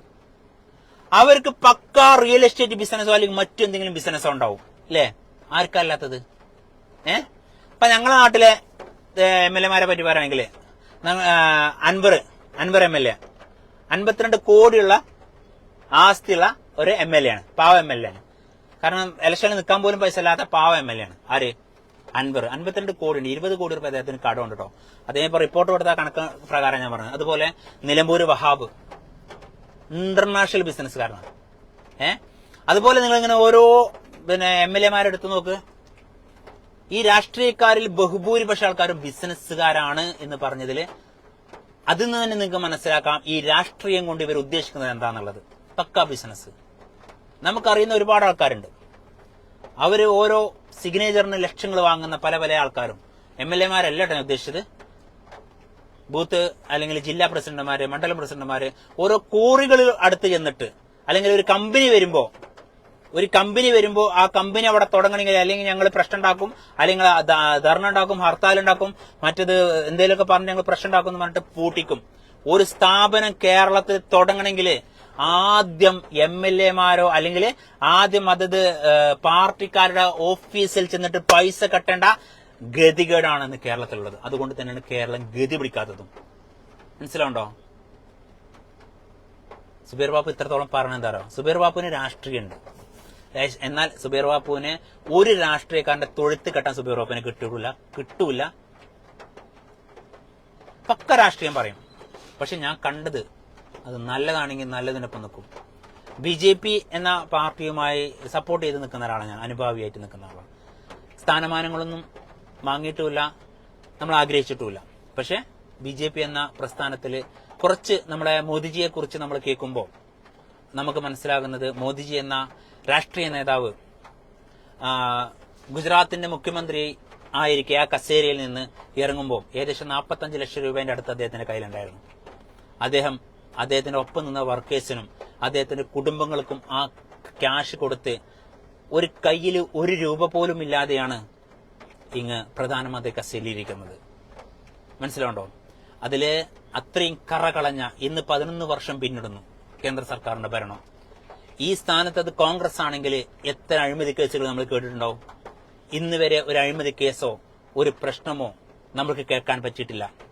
ഡെവലപ്മെന്റുകളുടെ ഡെവലപ്മെന്റ് ആണ് അല്ലെ? നമ്മുടെ NH നാഷണൽ ഹൈവേ ഒക്കെ നമ്മളെ അമ്മോശനും മരുമകനും എന്താ പറയുന്നത്? അത് ഞങ്ങൾ സ്ഥലം കൊടുത്തുകൊണ്ടാണ് കേന്ദ്രം ഇതിലേക്ക് റോഡ് കൊണ്ടുവന്നത്. വെറും 500 കിലോമീറ്റർ ആണ് കേരളത്തിൽ കൂടെ നാഷണൽ ഹൈവേ പോകുന്നത്. 560 കിലോമീറ്റർ, 55,000 കിലോമീറ്റർ, 60,000-ന്റെയും 55,000-ന്റെയും 60,000 കിലോമീറ്ററോളം നാഷണൽ ഹൈവേ 11 വർഷം കൊണ്ട് മോദിജി നടപ്പിലാക്കി. 60,000 കിലോമീറ്റർ. എന്നിട്ട് ഈ നാഷണൽ ഹൈവേ CPM-ന്റെ സംഭാവനയാണ്, CPM-ന്റെ വളർച്ചയാണ് എന്ന് പറഞ്ഞ് അവകാശപ്പെട്ട് കൊട്ടിഘോഷിച്ച് നടന്നിരുന്നവര്. അതിലെ കുഞ്ഞാലിക്കുട്ടി നിയമസഭയിൽ ഒരു ട്രോൾ ചെയ്തു ഇവരെ. ഇത് നാഷണൽ ഹൈവേ എങ്ങനെ? അത് ഗഡ്കരിയുടെ നാഷണൽ ഹൈവേ ആണ്, പിണറായിയുടേതല്ല. ഇത് കാസർഗോഡ് മുതൽ കന്യാകുമാരിയിൽ വന്ന് നിൽക്കുന്നില്ല. കാസർഗോഡിലേക്ക് വരുന്നുണ്ട്, കന്യാകുമാരിയിൽ അങ്ങോട്ടും പോകുന്നുണ്ട്. ഇതിനെപ്പറ്റി നിങ്ങൾ വെറുതെ പിതൃത്വം വാങ്ങണ്ട എന്ന് പറഞ്ഞ് കുഞ്ഞാലിക്കുട്ടി പരിഹസിച്ചപ്പോഴും കുഞ്ഞാലിക്കുട്ടിയെ എതിർത്ത് സംസാരിച്ചവരാണ് അവര്. പിന്നീട് ഈ നാഷണൽ ഹൈവേ എന്ന ആ ഒരു ദുരന്തം വന്നല്ലോ, അതായത് ഒരു വീഴ്ച, അതായത് പൊളിഞ്ഞാടിപ്പോയല്ലോ നാഷണൽ ഹൈവേ.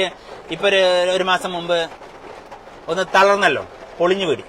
അങ്ങനെ പൊളിഞ്ഞാടിയ സമയത്ത് ഇവര് പറഞ്ഞു അതിന്റെ പിതൃത്വം സ്റ്റേറ്റ് സർക്കാരിനില്ല, അത് കേന്ദ്രത്തിൻ്റെതാണ്. BJP എന്ന പ്ലാറ്റ്ഫോമിൽ നിൽക്കുന്ന, അല്ലെങ്കിൽ കേന്ദ്രം അന്നും ഇന്നും പറയുന്നു നാഷണൽ ഹൈവേ അതിന്റെ വളർച്ചയിലും തകർച്ചയിലും കേന്ദ്ര സർക്കാരിനാണ് പങ്ക് എന്ന് പറഞ്ഞു, ഇല്ലേ? എന്നാൽ താൻ ചെയ്യാത്ത പണി തന്റേതാണെന്ന് പറഞ്ഞ് നടക്കുന്ന രീതിയാണ് CPM-നുള്ളത്. അതാ ഞാൻ പറഞ്ഞത്, എന്റെ വാപ്പ തരുന്ന പൈസ എന്റെ പൈസയാണെന്ന് പറഞ്ഞിട്ട് എന്റെ മക്കൾക്ക് കൊടുക്കുന്ന രീതിയാണ് ആർക്കുള്ളത്? കേരള സർക്കാരിലെ പിണറായി സർക്കാരിനുള്ളത്. അതില് പാളിയത് എന്താണ്? ഈ നാഷണൽ ഹൈവേ ഇവരുടെയാണെന്ന് പറഞ്ഞ് നടക്കുകയായിരുന്നു, അത് അവർക്ക് പാളിപ്പോയി. അങ്ങനെ പലതും പാളി. ഒന്ന് അക്കമിട്ട് ഇവർക്ക് കേരളത്തിൽ കൊണ്ട് 9 വർഷമായിട്ട് അക്കമിട്ട് 1,000 ആൾക്കാർക്ക് 5,000 ആൾക്കാർക്ക് ജോലി കൊടുക്കുന്ന എന്ത് പദ്ധതികളാണ് പിണറായി സർക്കാർ കൊണ്ടുവന്നത് എന്ന് പറയാൻ പറ്റുമോ? പറ്റില്ല. ജനങ്ങൾക്ക് അറിയണം. 140 മണ്ഡലങ്ങളില് ഈ 140 പദ്ധതികൾ കൊണ്ടുവരാൻ പറ്റിയിട്ടുണ്ടോ? ഈ 9 വർഷത്തിനിടയിൽ 140 പദ്ധതി കൊണ്ടുവരണ്ടേ? ഓരോ മണ്ഡലത്തിലും ഓരോ പദ്ധതി കൊണ്ടുവരണ്ടേ? ഓരോ MLA-മാർക്ക് അതിൽ പങ്കില്ലേ? 30 വർഷമായിട്ട് വണ്ടൂർ മണ്ഡലത്തിന്റെ MLA ആയ അനിൽകുമാർ എന്താണ് ഈ 30 വർഷമായിട്ട് എന്ത് പദ്ധതിയാണ് വണ്ടൂരിൽ കൊണ്ടുവന്നുണ്ടോ? അതേപോലെ എണ്ണി ചോദിക്കണ്ടേ? 15 വർഷമായിട്ടും 20 വർഷമായിട്ടും ഇവരിങ്ങനെ ആളെ കൂട്ടിയങ്ങാണ്ട് ലക്ഷങ്ങള് ഇൻവെസ്റ്റ് ചെയ്തിട്ട് ഓരോ ഇലക്ഷൻ പ്രചാരണം നടത്തേണ്ട എന്താവശ്യം അവർക്കുള്ളത്? ഇപ്പൊ ഇനി കോൺഗ്രസ് അനിൽകുമാറിന്റെ യാതൊരു അഡ്രസ്സും ഇല്ല. ഇനി ഇലക്ഷൻ വരുമ്പോ അവര് കുടുംബയോഗങ്ങളും വീടാന്തരം സമ്പർക്കവും ഒക്കെ നടത്തും ഇവര്. മക്കളെ, ഇതിലൊന്നും വീഴരുത്. നിങ്ങൾക്ക് മാറ്റി ചിന്തിക്കാനുള്ള ബുദ്ധിയുണ്ട്. നിങ്ങളെ മുന്നിലേക്ക് ഒരു പുതിയ പാർട്ടിക്കാര് വരുന്നിട്ട് ഇവര് പറയാം നിങ്ങൾക്ക് വേണ്ട കാര്യങ്ങൾ ചെയ്തു തരാം എന്ന് ഇലക്ഷന്റെ മുമ്പല്ല പറയേണ്ടത്, ഇലക്ഷൻ തുടങ്ങുന്നതിന് മുമ്പ് പറയണം, അല്ലെ? ചെയ്യാറുണ്ടോ? ഇല്ല. പക്ഷെ നമ്മളെ നാട് നന്നാവില്ല, നമ്മളെ നാട്ടുകാരും നന്നാവില്ല. ഇലക്ഷൻ എന്നുള്ളത് ഒരു ഉത്സവമാണ്. ഇപ്പൊ ഇന്നലെയൊക്കെ നിലമ്പൂരില് അതൊരു ഉത്സവം, അതൊരു രസം. അത് പാടുക, ആടുക, ചാടുക, ഡാൻസ് എടുക്കുക. കാരണം അവരെ എൻജോയ് ചെയ്യാണ്. ഓരോ ഇലക്ഷനും ഓരോ പാർട്ടിക്കാരെ എൻജോയ് ചെയ്യാൻ ആസ്വദിക്കുകയാണ്, വിജയപരാജയങ്ങൾ ആസ്വദിക്കുകയാണ്. ഒരു ഫുട്ബോളിന്റെ ഒരു സ്പിരിറ്റ് മാത്രമേ ഉള്ളൂ. തോറ്റു കഴിഞ്ഞാൽ നമ്മൾ തോറ്റാണ്, നമുക്ക് യോഗമല്ല, അത്രേ ഉള്ളൂ. അല്ലാതെ ഈ രാജ്യത്തോട് എന്ത് കൂറാണ് ഇവര് പുലർത്തിയത്? നിലമ്പൂരിന്റെ ഗതാഗത കുരുക്ക് അത് തീർക്കാൻ അൻവറിനെ കൊണ്ട് കഴിഞ്ഞിട്ടില്ല. ഇനിയിപ്പോ ഒരു വർഷം മാത്രം കാലാവധിയുള്ള ആര്യാടൻ ഷൗക്കത്തിനെ കൊണ്ട് കഴിയും തോന്നുന്നുണ്ടോ? ആര്യാടൻ ഷൗക്കത്തായിരിക്കും എന്റെ മനസ്സിൽ 100% ആര്യാടൻ ഷൗക്കത്ത് വരാനാണ് സാധ്യത. ഞാന് ഒരു രാഷ്ട്രീയ ശിശു മാത്രം കേട്ടോ. സാധ്യത ആര്യാടൻ ഷൗക്കത്തിനാണ്.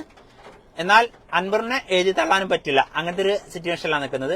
ആര് ജയിച്ചാലും, കാരണം നമ്മളൊക്കെ ആ യാത്ര പോകുന്ന ആളാണ്. കാരണം വെച്ചാല് നമുക്ക് എല്ലാവർക്കും അറിയാം, നമുക്ക് ഊട്ടിക്ക് പോകണമെങ്കിലും മൈസൂർക്ക് പോകണമെങ്കിലും നിലമ്പൂരിനെ ആശ്രയിക്കാതെ നമുക്ക് പോകാൻ പറ്റില്ല, അല്ലേ? നമുക്ക് നിലമ്പൂർ റോഡ് നന്നാവേണ്ടത് എല്ലാവരുടെയും ആവശ്യമാണ്. നിലമ്പൂർക്കാരുടെ മാത്രമല്ല, നിലമ്പൂർ മണ്ഡലക്കാരുടെ മാത്രം ആവശ്യമല്ല നിലമ്പൂർ റോഡ് ആ ബ്ലോക്ക് പ്രശ്നം പരിഹരിക്കണത്. നിലമ്പൂരുമായിട്ട് യാത്ര ചെയ്യുന്ന എല്ലാവരുടെയും ആവശ്യമാണ് നിലമ്പൂരിന്റെ ഗതാഗത കുരുക്ക് തീർക്കേണ്ടത്. തീർക്കാൻ ആരെ കൊണ്ടാ സാധിക്കുക? അതൊന്നൊക്കെ ഇലക്ഷൻ ഫണ്ടാ. നിങ്ങളുടെ നാട്ടിൽ നിങ്ങൾ ആലോചിച്ച് നോക്ക്, ഒരു ഗ്രാമസഭയില് പിണറായി വിജയന്റെ ഒരു അഴിമതി കൂടി നിങ്ങൾക്ക് പറഞ്ഞിട്ട് ഞാൻ നിർത്തുകയാണ്. അതായത് നമ്മുടെ പ്രധാനമന്ത്രിയുടെ റോഡാണ് ഏത്, കോൺക്രീറ്റ് റോഡുകൾ കണ്ടല്ലോ, അവിടെ കേന്ദ്ര സർക്കാർ പദ്ധതിയായിട്ടാണ് അത് ബോർഡുണ്ടാവും, ഒരു മഞ്ഞ ബോർഡില്ലേ, ഈ മഞ്ഞ ബോർഡ് വെക്കണതൊക്കെ ആരുതായിരിക്കും നിങ്ങൾക്കറിയോ? കേന്ദ്ര സർക്കാരിന്റെ റോഡാണ്. പക്ഷെ ഈ കേന്ദ്ര സർക്കാരിന്റെ ഫണ്ടും ആയിരിക്കും അത് ഇത്ര സംഖ്യ ഉണ്ടാവും. അതിന്റെ പിതൃത്വാവകാശം ആർക്കായിരിക്കും? അതത് പറ, സ്റ്റേറ്റ് സർക്കാരിന്റെ അവകാശമായിട്ട് കാണും. അതിന്റെ പിതൃത്വാവകാശം പഞ്ചായത്ത് ഏറ്റെടുക്കും. പഞ്ചായത്തിന്റെ ഫണ്ട് അല്ല, കേന്ദ്ര സർക്കാരിന്റെ ഫണ്ടാ. അതുമേ ദേശീയ ഗ്രാമീണ തൊഴിലുറപ്പ് എന്ന് എഴുതിയിട്ടുണ്ടാവും.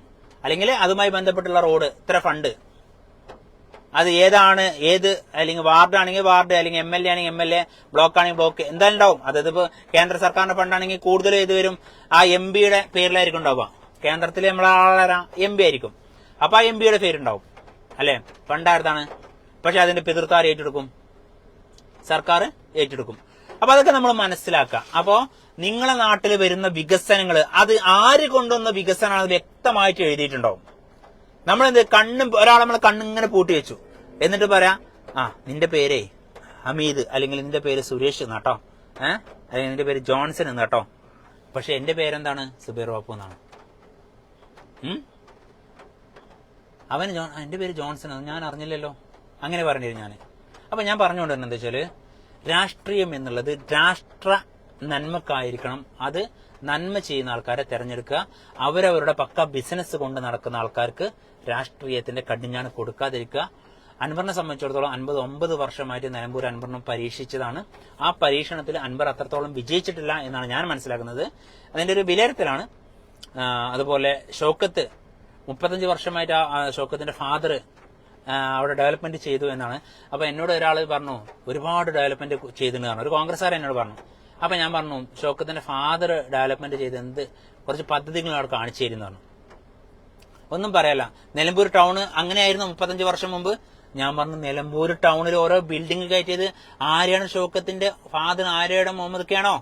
അത് ഓരോ വ്യക്തികൾ നിർമ്മിച്ച ബിൽഡിംഗ് അല്ലേ? അതിലെന്ത് അവകാശമാണ് ആര്യാടൻ കുടുംബത്തിന്, ആര്യാടൻ ഫാമിലിക്ക് പറയാനുള്ളത് ചോദിച്ചേന്.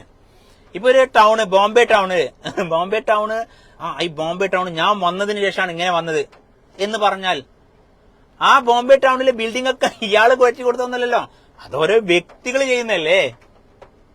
ഇതുവരെ ആൾക്കാർ തെറ്റിദ്ധരിപ്പിക്കുകയാണ്.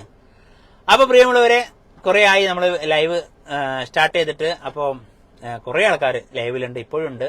അപ്പൊ എന്തായാലും എന്റെ കാര്യങ്ങളും എന്റെ അഭിപ്രായങ്ങളും എന്റെ ചിന്തകളും, ഞാനൊരു സ്വതന്ത്ര ഭാരതത്തിൽ ജീവിക്കുന്ന ഒരാളായതുകൊണ്ട് സ്വതന്ത്ര ചിന്താഗതിയുള്ള ആളാണ്. ഒരു പാർട്ടിയെ ഇഷ്ടപ്പെടുന്നുണ്ടെങ്കിലും ആ പാർട്ടി ചെയ്യുന്ന നന്മ നന്മയായിട്ടും തിന്മ തിന്മയായിട്ടും കണ്ട് നമ്മൾ ഓരോരുത്തരും മനസ്സിലാക്കി. നിങ്ങളെ നാട്ടിൽ നിങ്ങൾ ജനിച്ചപ്പോഴേ കോൺഗ്രസ്സുകാരനാണ്, മരിക്കുമ്പോഴും കോൺഗ്രസ്സുകാരനാണ് എന്ന് നിങ്ങൾ കരുതരുത്. എന്താണ്, ഞാന് ജനിക്കുമ്പോൾ ദരിദ്രനായി മരിക്കുമ്പോഴും ദരിദ്രനായി ജീവിക്കണം എന്ന് ചിന്തിക്കുന്ന ആ ചിന്തയെ പോലെയാണത്. മനസ്സിലാവുണ്ടോ മക്കളെ? പറഞ്ഞ മനസ്സിലായോ? ജനിക്കുമ്പോൾ ഞാൻ CPM-കാരനാണ്, എന്റെ ഫാദർ CPM-കാരനായിരുന്നു, അതുകൊണ്ട് ഞാനും CPM-കാരനാണ്, ഞാൻ മരിക്കുന്നത് വരെ CPM-കാരനാണ്. പാടില്ല. നിനക്ക് നല്ല നേതൃത്വം, നല്ല നേതാവുണ്ടോ? നാടിനെ സ്നേഹിക്കുന്ന ആളുണ്ടോ? ഗ്രാമത്തെ സ്നേഹിക്കുന്ന ആളുണ്ടോ? പക്ഷം ചേരാത്ത നല്ല കറകളഞ്ഞ രാഷ്ട്രീയക്കാരുണ്ടോ? അവന്റെ ഒപ്പം നിൽക്ക്. അവൻ ഒരു പക്ഷേ നിനക്ക് ഇഷ്ടപ്പെടാത്ത പാർട്ടിക്കാരനായിരിക്കാം, എന്നാലും വ്യക്തി നന്നോ? അവിടെ രാഷ്ട്രീയത്തിന് സ്ഥാനമില്ല. നല്ല വ്യക്തിയാണെങ്കിൽ മാത്രമേ നല്ല പ്രവർത്തനങ്ങൾ ചെയ്യാൻ പറ്റൂ. അങ്ങനെ നല്ല പ്രവർത്തനം ചെയ്യുന്ന നല്ലവരായ ആൾക്കാരെ ഓരോ ഗ്രാമങ്ങളിലും, ഓരോ ബൂത്തുകളിലും, ഓരോ ഏരിയകളിലും, ഓരോ മണ്ഡലങ്ങളിലും, നാഷണൽ ലെവൽക്കും MP-മാരായിട്ടും MLA-മാരായിട്ടും ഒക്കെ നമ്മൾ തെരഞ്ഞെടുക്കണം. മനസ്സിലാവുണ്ടോ? അപ്പൊ അതിന് നിങ്ങൾക്ക് കഴിയും. ഞാൻ പറഞ്ഞ പോലെ തന്നെ ഞാൻ പാവപ്പെട്ടവനായി ജനിച്ചു. ഞാൻ ജനിക്കുന്ന സമയത്ത് എന്റെ കാര്യമാനാരാ, ഞാൻ ജനിക്കുന്ന സമയത്ത് ചെറിയ കുട്ടിയാകുന്ന സമയത്തെ വട്ടുറുട്ടിങ്ങണ്ടായിരുന്നു ടൗണിൽ പോയിരുന്നത്. ഇത് നമ്മൾ സൈക്കിളിന്റെ പഴയ വട്ട് ഉണ്ടല്ലോ, ആ ചക്കര എടുത്ത് ഞാൻ ഇങ്ങനെ തട്ടിയിട്ട് ഒരു കമ്പെടുത്ത് തട്ടിയിട്ടായിരുന്നു ഇങ്ങനെ തട്ടി ഇങ്ങനെ പോകും. അത് അന്ന് എനിക്ക് അതിനുള്ള കപ്പാസിറ്റി ഉള്ളൂ. പിന്നെ എന്റെ ഒരു ആവശ്യമായിരുന്നു ഞാൻ വലുതാവുമ്പോൾ ഒരു ബൈക്ക് വാങ്ങുമെന്നുള്ളത്, അതും സ്വന്തമായിട്ട് പുതിയ ബൈക്ക് വാങ്ങുന്നുള്ളത്. ഞാൻ എന്റെ വീട്ടില് എന്റെ അച്ഛനും എന്റെ ഫാദറിനൊക്കെ ബൈക്ക് ഉണ്ടായിരുന്നു, എന്റെ വീട്ടിലൊക്കെ ബൈക്ക് ഉണ്ടായിരുന്നു. ഇന്നും പറഞ്ഞു, ഇപ്പൊ ഈ കഴിഞ്ഞ പെരുന്നാൾക്ക് എന്റെ ഉമ്മ പറഞ്ഞു, എന്റെ എല്ലാ മക്കളും ഉപ്പാന്റെ ബൈക്കിലാണ് പഠിച്ചത്, എന്റെ ഒരു മോൻ മാത്രമാണ് സ്വന്തം ബൈക്ക് വാങ്ങി പഠിച്ചത് എന്നുള്ളത്. അതെന്റെ ഒരു വാശിയും ആവശ്യമായിരുന്നു. ഞാൻ ബൈക്ക് വാങ്ങുന്നുണ്ടെങ്കിൽ അത് എന്റെ പൈസ കൊടുത്തുള്ള ബൈക്കുമേ സ്വന്തമായിട്ട് ഒരു ബൈക്ക് വാങ്ങാൻ കഴിയണമെന്ന് ഞാൻ ബൈക്ക് വാങ്ങുള്ളൂ എന്ന ഒരു വാശി എനിക്കുണ്ടായിരുന്നു. അങ്ങനെ 24-ാമത്തെ വയസ്സിലാണ് ജീവിതത്തിൽ ആദ്യമായിട്ടൊരു പുതിയ ബൈക്ക് വാങ്ങുന്നത്. അത് വാങ്ങിയത് പുതിയതാണ്. ആ പുതിയ ബൈക്കിലാണ് ഞാൻ